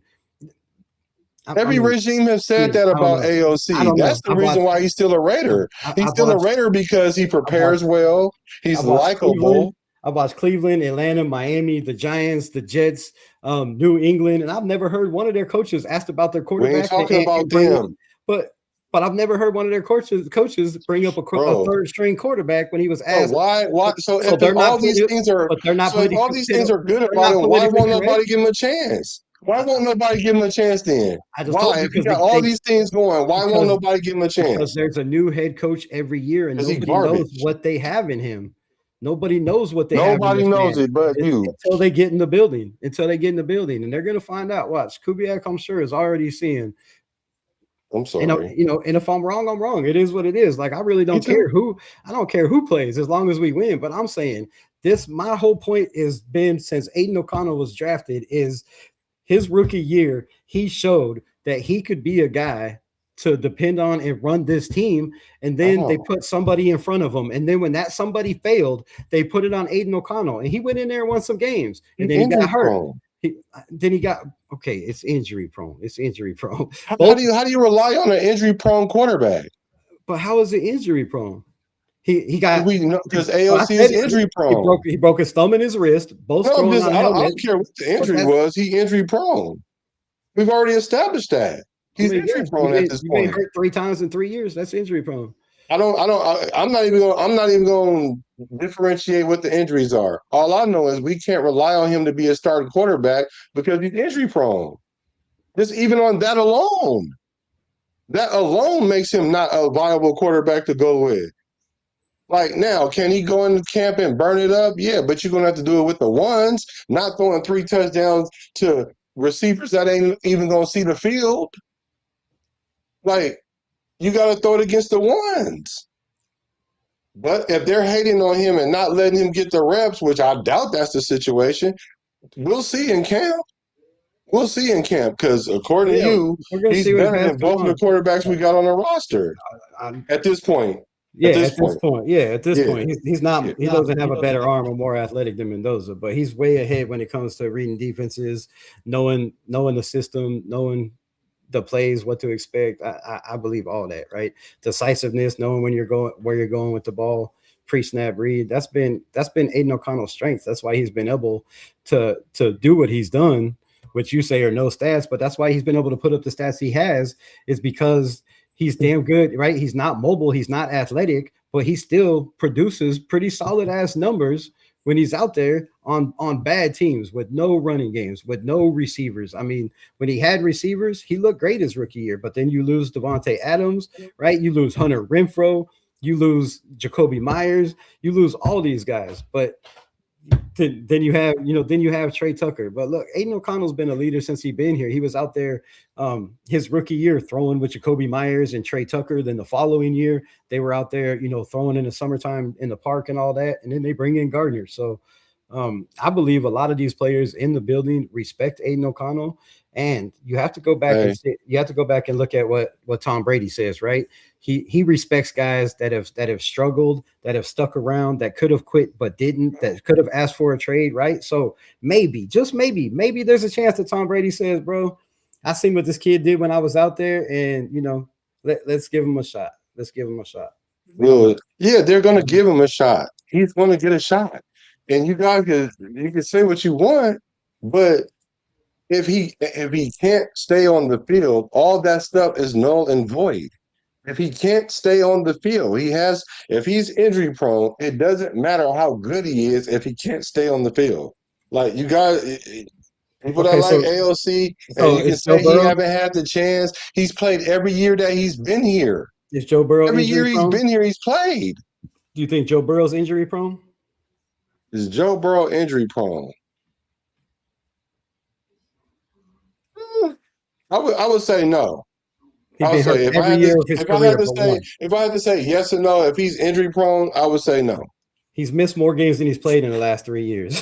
He's been hurt every single year of his career. So he's not injury prone. So hold on before you go further. Then so are you telling me though? Then AOC is more reliable health wise? Not we ain't talking about play. We talking about health wise than Joe Burrow. Is that what you're telling me? Oh no, I think they're both fragile as hell. It's like glass. Okay. So, you know what I mean? Like I'll admit it. AOC's fragile. But that doesn't mean that he can't run. Even if you tell me that he's been injured more in the last 3 years, then I would have to say I'm wrong. He's injury prone. Because then I would be like, okay, if he's been hurt the last 3 years, but going into the season, I don't see him. I know that he can play 17 games. I know Joe Burrow can play 17 games. I know that. I don't know that about AOC. That's why I don't put him in the same class, because none of y'all know that because we've never seen it. But we've seen Joe Burrow do it. Yeah, but we've seen Joe Burrow get the opportunity to play 17 games. We haven't seen Aiden O'Connell. And Aiden O'Connell been on the roster, bro. This fool was the only quarterback on the roster coming into this year, and we drafted 2 quarterbacks. So don't tell me he ain't had no opportunity. He hasn't got an opportunity to play. They keep putting guys in front of him. That's why Gardner he's not good enough. No, that's not because he wasn't good enough. It's because of new coaching. It's because you bring in a new head coach. Then. Yes. All right. So including Kubiak. So when you don't, so if he don't play this year, then what's the issue? If he don't play this year, tell me Kubiak didn't see it too? He's gone. He's gonna be a backup. he's already a backup. He's a third string backup. This is the last year. Let him go out there and does what he does in preseason. We'll see. Maybe somebody trades for him. Maybe he starts. Maybe he plays. We don't know. Maybe we'll see. But I know one thing. Y'all can feel how y'all want to feel about AOC, but the proof is that he has yet to play that many consecutive games or even close to it. He did half of that in his rookie season, which is good. Oh, boy, you're acting like he's a starter and he missed games in consecutive games. No, I'm acting like he had his chance because he had his chance when Geno Smith got hurt. No, he didn't have his chance when Geno Smith got hurt. Okay. Kenny Pickett played. When did he come in the game? Kenny Pickett played. The year before that. When Gardner Minshew got hurt. When Gardner Minshew got hurt, AOC came in. AOC came in. AOC got hurt. No, AOC came in against the Rams and he got injured in the first quarter, and they had to go with Ritter. They had get injured. They had to go with Ritter. He came in, and that's when he got injured. That's when he got his thumb or whatever, and he ended up missing 2 games or whatever the hell it was, a couple weeks because of the thumb.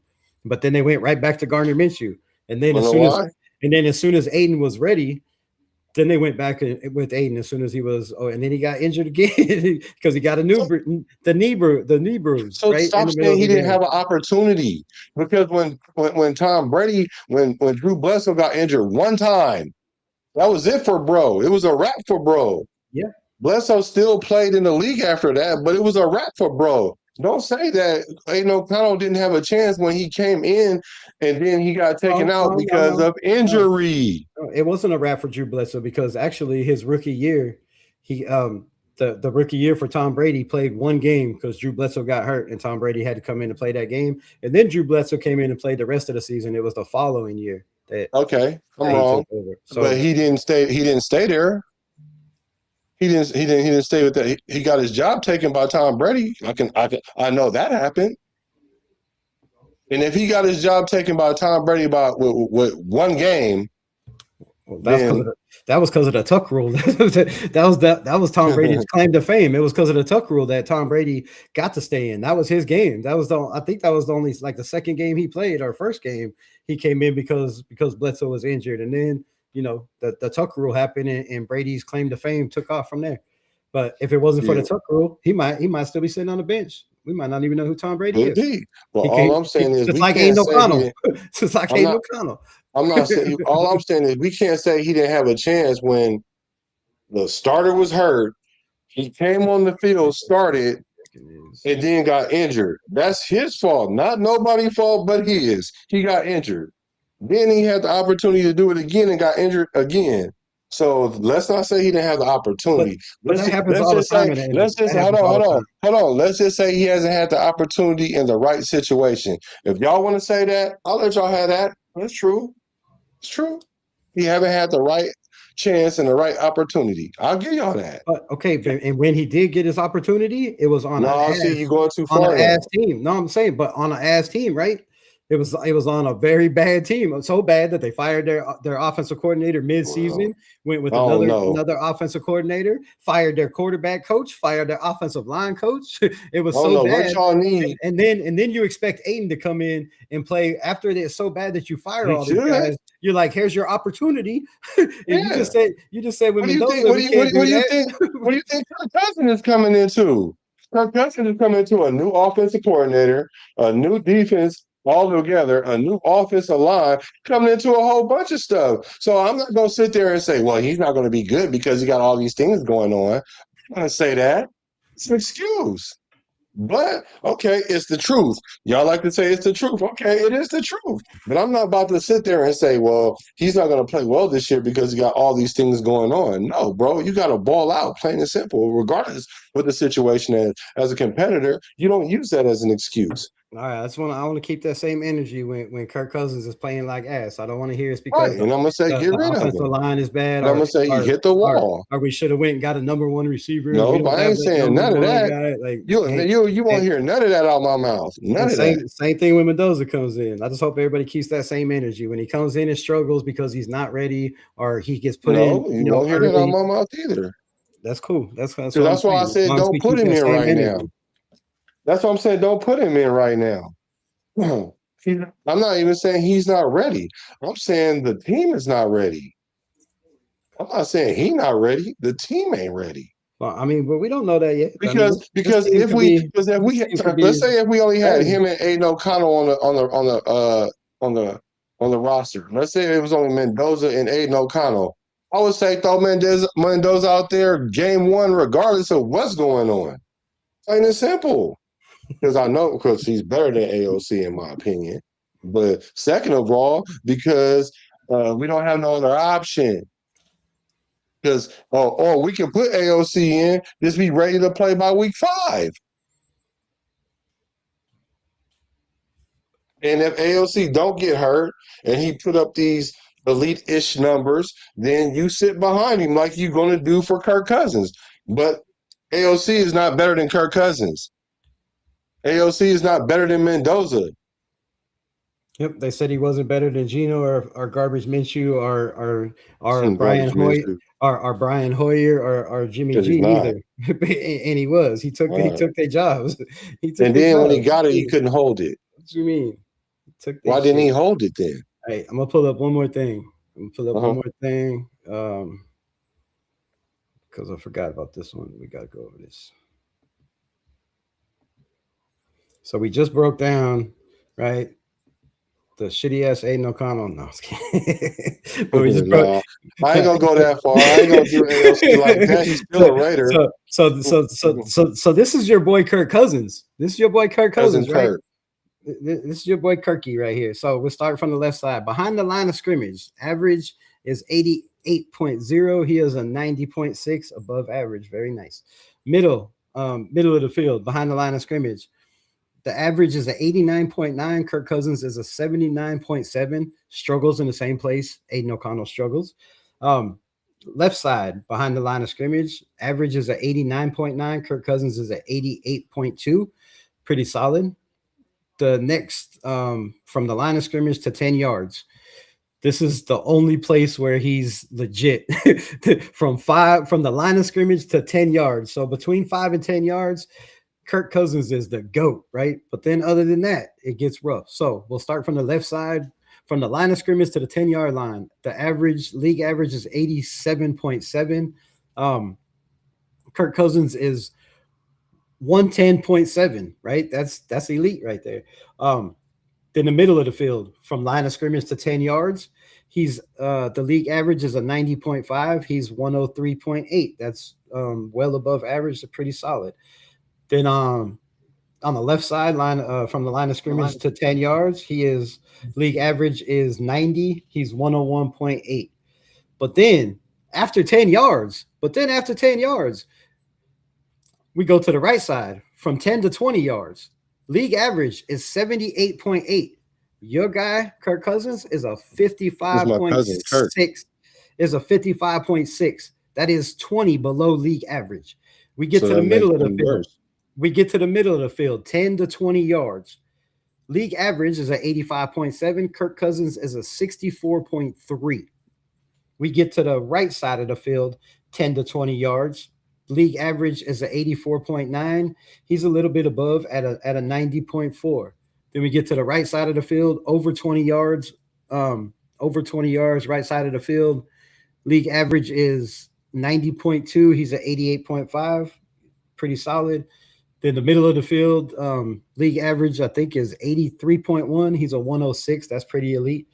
20 yards above in the middle of the field. And then we get to the left side of the field, right? Over 20 yards, which is going to be a lot of Brock Bowers, Trey Tucker routes, right? League average is 79.2. He is a 63.5.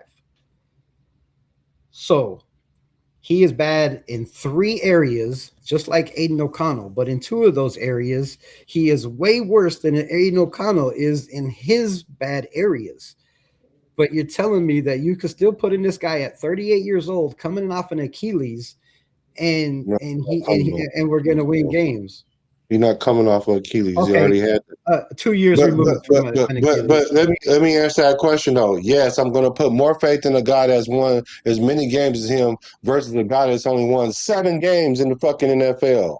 We're talking about a guy that's won 7 games in the NFL. But who is he won with, though? And you comparing it to a guy that's thrown for 4,000 yards 7 times, more than the Raiders franchise. We out of all the quarterbacks we've ever had, we got 6. He has 7, and you want to tell me that a guy that got 7 wins in the NFL is better than this guy? Right? Well, y'all got it. I'm not saying he's better. I'm saying one is 26, 7 years old and on the up, and the other one is 38 years old and is on the down. Is what I'm saying. That's fine. That's fine. I one is coming up. I don't care. And the I would take Phillip Rivers over over AOC. Right. Phillip Rivers. What do you mean? And I don't even like Phillip Rivers. If I had to play one game to get us in the playoffs and it was AOC and Phillip Rivers, I'm going with Phillip Rivers. I'm sorry. But y'all got it though. Y'all got y'all faith in the guy that got 7 wins. That's cool. Hey, y'all see something I don't.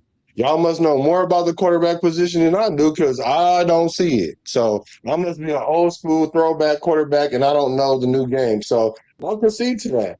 But what I do know is we're going to see where AOC is by the end of this camp. Mm-hmm. And if Kubiak see the same thing that everybody else is seeing, then I don't know what it is. Then they just hating on AOC, the whole world. You guys should get T-shirts that say AOC versus Everybody. I Matter of fact, will make we those should right make now. that. We should make that as a shirt right now, right? AOC versus the world. I'll make those Yeah, right right. now. I love it. I don't know where the fuck my Google Docs went. Shout out to the people still in the building, man. Yeah, for sure. Over on Kick, on Facebook. That's right. We rocking on TikTok, um, Rumble. Okay. Shit, I think we everywhere. We everywhere. So shout out to the people rocking, enjoying That's the what's up. conversation. If you are enjoying it, cool. If you're not, then you know what to do. All right. But if you are enjoying it, man, hit the like button, show some love. We're on live Please on do. both channels. You can pop back and forth. You can come to one channel, show some love, jump on the other one, show some love. It'll be much, Right. much Either way. appreciated. Much appreciated.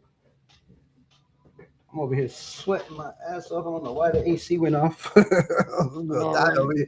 I'm gonna die over here. It's nice and humid. Man, I'm looking for this damn Google Doc that I wanted to show, but is it in my browsing history? Where the flip is this?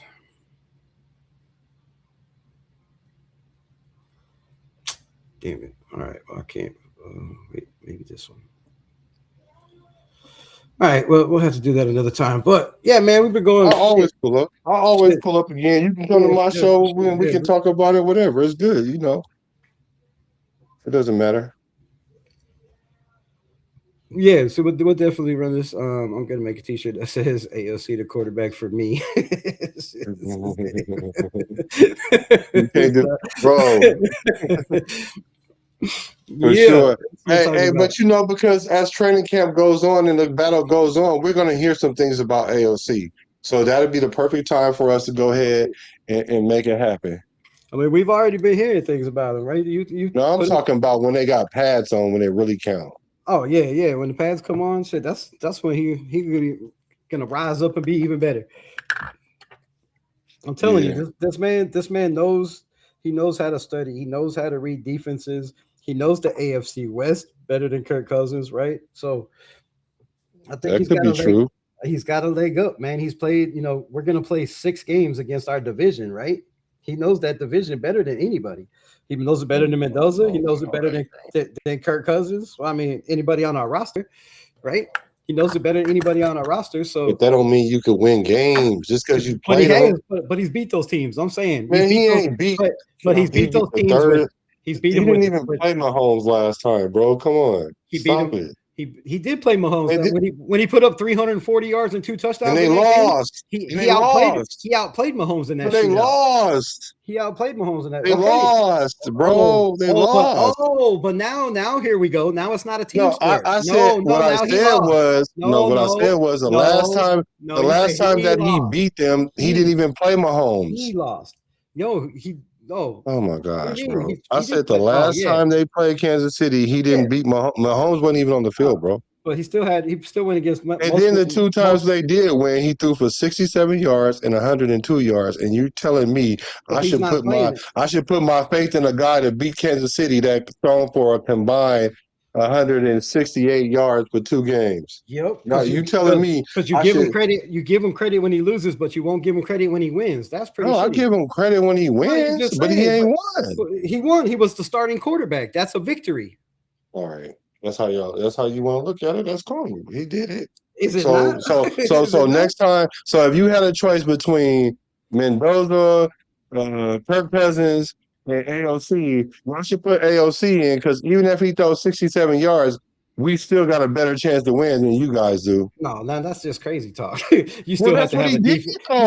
You still have to have a defense in a run game. That's what he did. He literally threw for 67 yards and won a game. And you telling me it's because of him? Actually, the first drive, he came down and got us in field goal range, and we kicked a field goal, I do believe. So and then the rest of the game was a run game. We got a lead because the defense got a sack and a fumble, and we went up 10-3. And then when you have a lead in the NFL, when you have a lead in the NFL against a Super Bowl contending team, what do? You run the clock. That's exactly what the Raiders do. So how can we fault the quarterback for doing what he was asked to do? He didn't turn the ball over and give the game away. He managed the game. He handed it off. He threw passes when he needed to, whether it was 68 yards or not. The point is that he was the quarterback and he didn't turn the ball over to cost us the game. And he put us in position to win, being the quarterback, whether it was handoffs or throws, right? Yeah, you're right. You're right. You can't blame him for not throwing the ball. I'm That's not that's blaming the, him. no, I'm saying that's the offense though, right? So right? So yeah, I'm not blaming him. All I'm saying is I'm not putting no faith in a quarterback that I know that's going to throw 67 yards. and I think that's been the problem is nobody has faith in this kid when every time he's been You called got on. faith in a quarterback that throw for 67 yards? There's been plenty of quarterbacks that have thrown for No, my 67 question yards. is you have faith in a quarterback that throw for 67 yards. That's my question. Nothing else. Oh yeah, I do, Okay. because you're a rookie. For one, you're going against a Super Bowl defending Super Bowl champions. Actually, they were the Kansas City won the Super Bowl that year. So you're going against the defending Super Bowl champions in their house. Like, I mean, come on, yeah. So yeah, And you I give think him credit for that. 67 yards will He get it also done every time or you, you, most of al- the times? he also had a bad game in Minnesota where the offense scored 0 points, a goose egg. We lost 3-0. He had decent numbers, right? He had like 170 something yards, but they didn't score any points. But we got over the 50-yard line and got in position. We missed a couple field goals in that game too, I think. And then right, so he put up a goose egg, and then the next week he comes out against the Chargers and throws 4 touchdowns in the first half. We'll see for president. So You'll that's see what for president. so that's what I I'm don't saying give is a damn. I don't care what you or the chat say. If y'all think that we can sustain winning games with a quarterback throwing for 120 yards or but that's whatever it only that's was only one the game first though. game, I'm just saying the first game and then 67 yards the second game, and you think that's the blueprint to beat and win our division and win multiple Super Bowls like the team that we're talking about, then I'm delusional. I'm delusional. No, so Delusional. but what I'm saying is if you look at right, and I know you're gonna go crazy over this too, but this is the only thing we have to compare is a 17 game body of work. If you look Can't at a do it. 17 body a game of work, you're talking about one game where he had 67 yards or 68 yards. For But if, but 3,800 if you're yards. if you look, yeah, if you look at the 17 game Boy, body of work, that's 3,800 yards never, with 22 touchdowns and 11 interceptions. bro. That's a solid body of work. But I'll again, we bet you can't. $1,000 to $10 that Aiden O'Connell will never throw for 3,800 yards in one calendar season ever in his career, Well, ever. you'd have to be the starter to do that. So that'd be a Ever. No, dumbass bet. bro, I don't, bro, he should so you tell me he can't find his way to be a starter if he got the capability to throw for 3,800 yards? I believe he does. I believe he does. Tell me a Now quarterback on will the he? bench I right don't now. know. Tell me I a don't know. quarterback on the bench right now that can throw for 3,800 yards. On any team, any backup quarterback that could throw for 3,800 yards if you started him. Aiden O'Connell. And who else? And who else? uh, shit. I don't know. I think. Just think about it, ponder it, because I'm about to make a video. You can I'm react to it. thinking. I'm thinking. We can start reacting to each other I videos don't too. know. We can do I that don't know. too. Maybe Marcus Tui out this. I don't know, bro. I don't know. Marcus Mariota. Like I don't know Winning who the is not backups just are. winning, bro. You could probably put up Winning 3,800 yards on the right team. So is not just winning. You don't win by accident, bro. shout out to the $5 holler, my And you guy. don't win by an inch either, bro. It doesn't matter if you win by an inch or a mile. Winning is winning. Just win, baby. Facts. How many Doesn't matter. championships It have doesn't you matter won? how you win or if you look good doing it. How many championships? No, that's it's how true. you That's a win. true statement. That part is a true statement. If that's what you mean, it don't matter what it look like. I agree with that. But you can't go in the NFL thinking, "Oh, we're gonna win every game by an inch or most games," because that's what we do. That's what Denver doing. Yep, they might be bottom of the division this year. They had some easy schedules last year and some tight games that those fourth quarter comebacks can't be sustained forever. So we'll see what they do this year. That offense struggled drastically last year. Their defense was why they won games. Well, and Bo Nix's fourth quarter comebacks, but other than that. What do we have left? All right.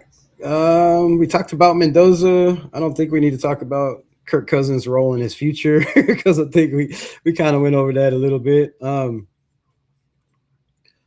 Let's see, what's the last one? What else I got?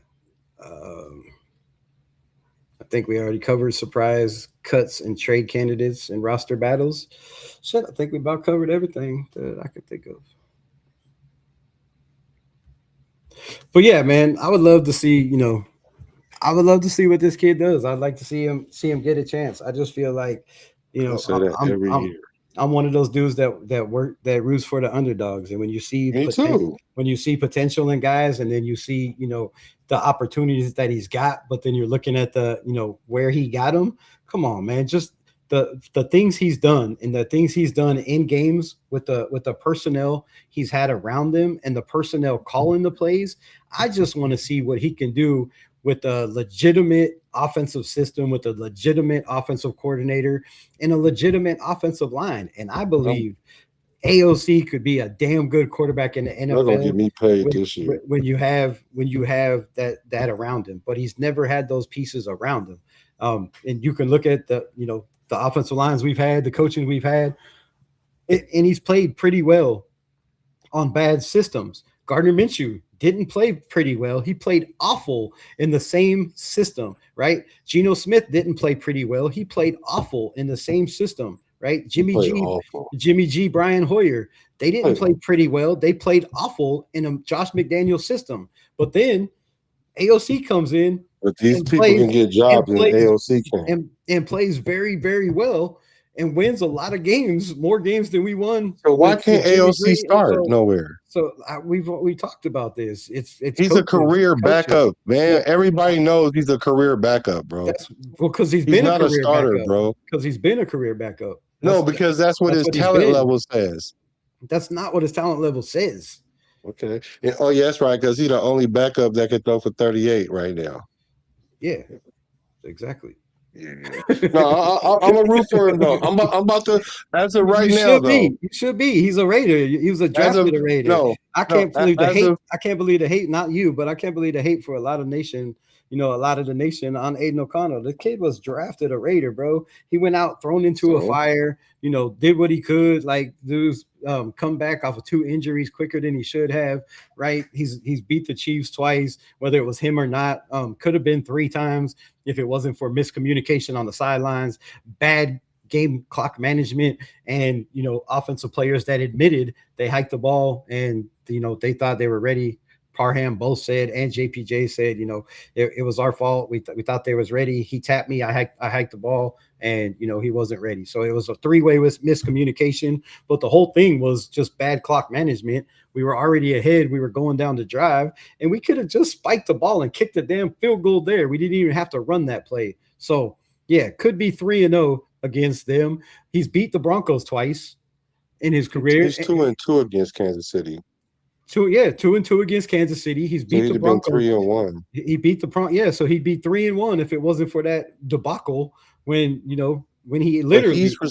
But he's responsible for that. He literally played better than the quarterback. So wait a minute. So wait, he was the quarterback. He get credit when he throws 67 yards, right? In 120 yards or whatever, he get credit for that. But then when they snap the ball and they lose the game, that ain't because of him. It's all of their fault.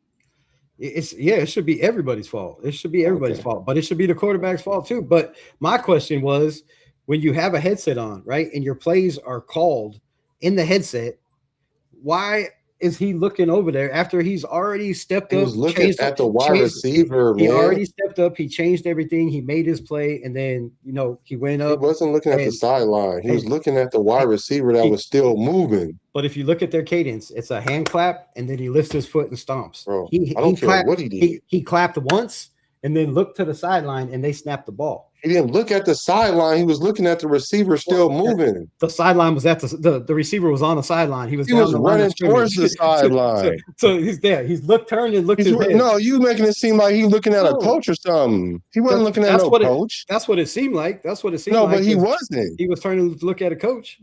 No, he was looking at the receiver still moving because he realized he called for the ball. All right, and then the receiver was still moving. That's why you think the flags went up. We'll have to bring this up and pull it up and show it and First talk of about all, it. it don't matter what Next time. happened here. He should be making no hand signals if the receiver's still lining up. When you put guys in motion, yeah, that's the receiver's fault He for not wasn't in knowing motion. where He to was be. running to. He But wasn't how in is motion. that not the receiver's fault not knowing where to be? He had to get to the. He got to get to his. It's the quarterback's position to I think wait to the because I think you got the because play you wrong. not I only think you does got that the wide play receiver wrong. got to get to the position, he got to declare himself to the line judge or the line ref. You don't have to do it, but you do that to clear yourself to make sure you're not offside. They was in such a rush. He didn't have the experience to slow himself down to find that patience to make sure that happened. I understood he was rushing himself because he wanted to hurry up and kill the play or whatever that stupid play they was trying to run or whatever. I get it. That's him being young in the game. I don't even fault him for that because that kind of stuff just happens. But to sit there and act like he's not the reason behind that's happening, that's not fair. That's not fair either. So it's cool though. Like I said, I'm not really I'm not really trying to bash on AOC like that, but y'all is overestimating him, and we keep saying kick the tires and see Or what he you got. or And you're then when we put him in underestimating a him. game, when we put him in a game, we don't want to look at the results for what they actually are. We keep saying, well, what if we put him in this situation? Okay, wait a minute, but let's put him in this situation. Okay, cool. You keep So moving now the we got the goalposts. best situation that we ever had. You Not, I keep won't moving say the ever, but the goalposts. best situation in the longest of time. And if it don't pan out this year, the way y'all talking, it's more because I'm more accurate than what y'all talking about. It's because he's not as good as y'all think he is. If he goes through this Clint Kubiak system and he don't get his opportunity, it's not because everybody hating on him. No, yeah, you're right. If he goes through it and don't get an opportunity, then obviously Kirk Cousins was the better guy or Mendoza was the better guy. But that's a big if. That's a big if. But let's play this up. Let's play this. All right, because we could talk about it all day, but I'm coming from the land. Don't talk about it. Be about it. So let's look at it. It's Aiden O'Connell. Wait, Hold on, where hold did on. Wait a whoa, minute. whoa, whoa, where did he call for the Man. ball? Where did he call for the Just ball? wait. First of Where? all, Where? just wait. First of all, why you can't see? You can't even see the receiver running out to the left. It doesn't matter. The receiver doesn't It matter. does matter. You He never called for the ball. all 22. Go to the all He never 22. called for the Do ball. you have all 22? I do, but I'm not gonna go search for where the play was. I don't. It's the end of the Oh, okay. game of All what right. game though? I got Of you. what game? You right. He didn't call for the ball. Well, we'll break it up. So I was wrong. He Where, didn't call for the ball where then. did he call for the ball? It's because look where it's edited at. But it's not edited. It It doesn't is matter where. edited. No, It it is doesn't matter edited. where it's edited. It No, it matters. does matter where it's edited, bro. It Come on, matters you should know because better than it that. matters because And you over here with AP, bro. Come on, bro. You know AP don't know what he's talking about. you're But saying it it was being his edited fault. does matter, bro. Because you don't see the left guard touch the center either, do you? There Do was you see the no. left guard touch the center? He's still No, looking. wait. Do you see? Show me where the left guard touched the center then, because then that Okay, then never that's on happened JP. either. That's on JPJ. You're right. That never happened. That's No, on no, JPJ. the left guard. No, we know the left guard touched the center, so the center to snap it, but we don't see it on this video because it's edited. All right, let's go find it then. We'll go find it then. All 22. It does matter because the left guard has to be looking back at the quarterback to even make the decision when to snap it.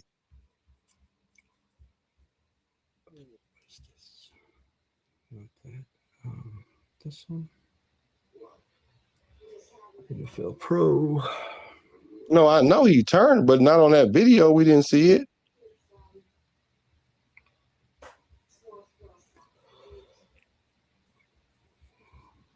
Yeah, I think my camera went out, bro.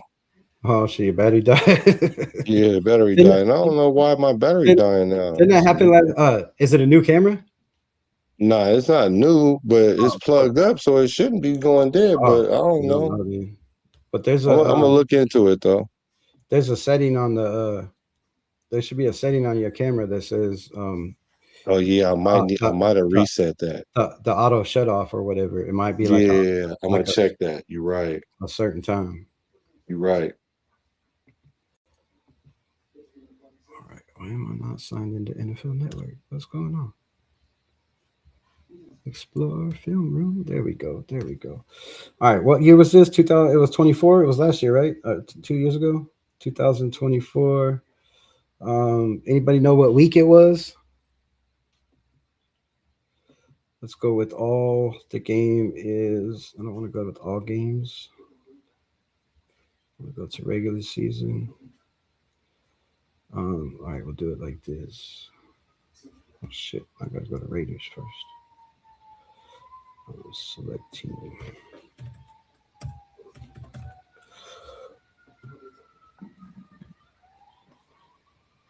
All right, so Raiders week.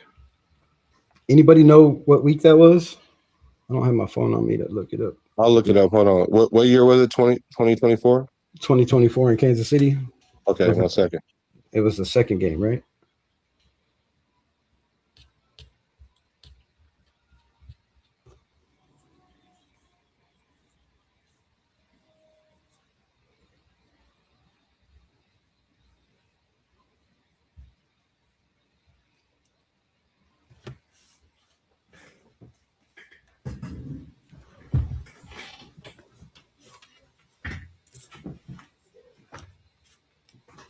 It was the game in November. Let me see. November 2024.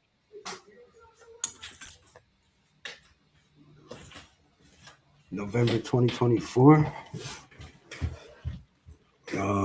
Fuck, what week would that Yeah, be? November 29th, it looks like. 29th. Does it say what week?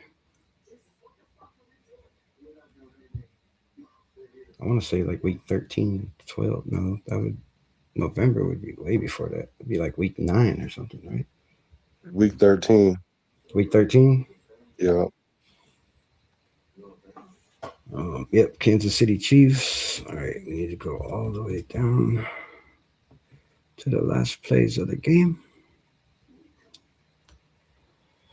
Shotgun Aiden O'Connell fumble. Boom! That was quick, bro. I'm like a G. When it comes to that shit.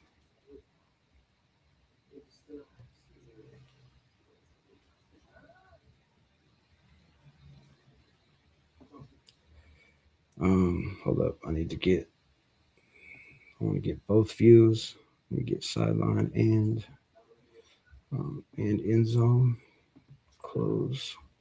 All right, I should be ready. Oh, I wasn't ready.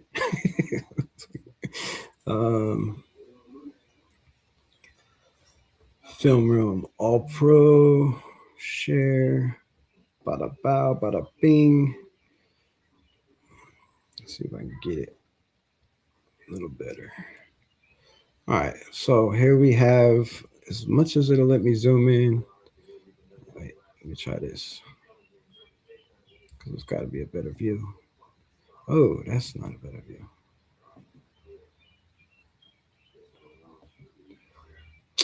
Man, that's shitty. It usually helps if you record this first, but that's all right. All right, so we're gonna go both views, and I'm about to play it sometime. That's what you're gonna be like. All right, here we go.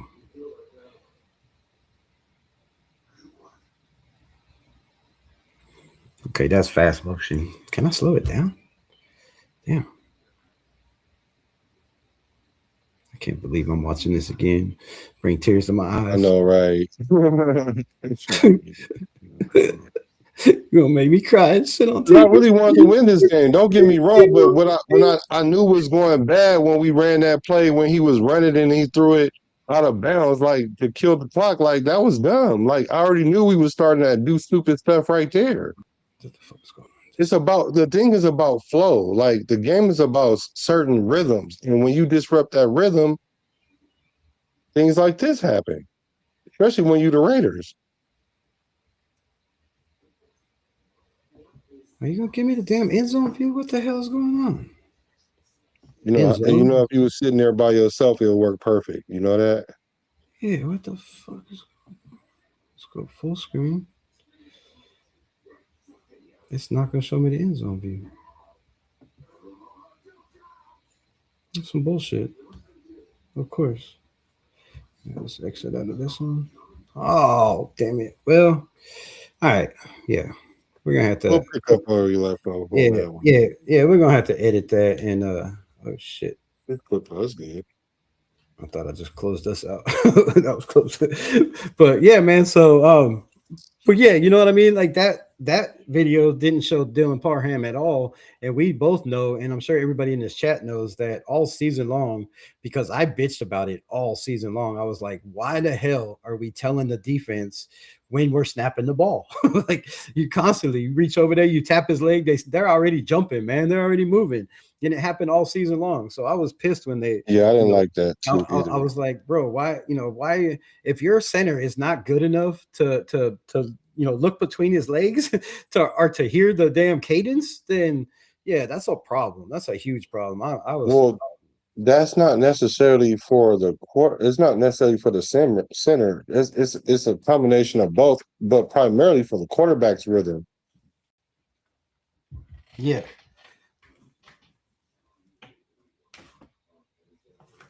But yeah, that's a huge problem though. If you got I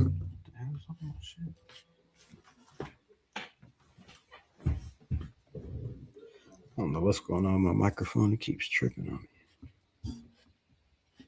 Parham got paid, but AOC is garbage. Facts, right? How's that work out? Uh, yeah, Parham got paid, man. Shout out to Parham over there. Let's see what he does, right? Because I felt like he was a way better offensive lineman than we were giving him credit for. He has some, has some of those games where he was looking like him, and then he has some of those games where he was like, "Oh man, why? How you even out here?"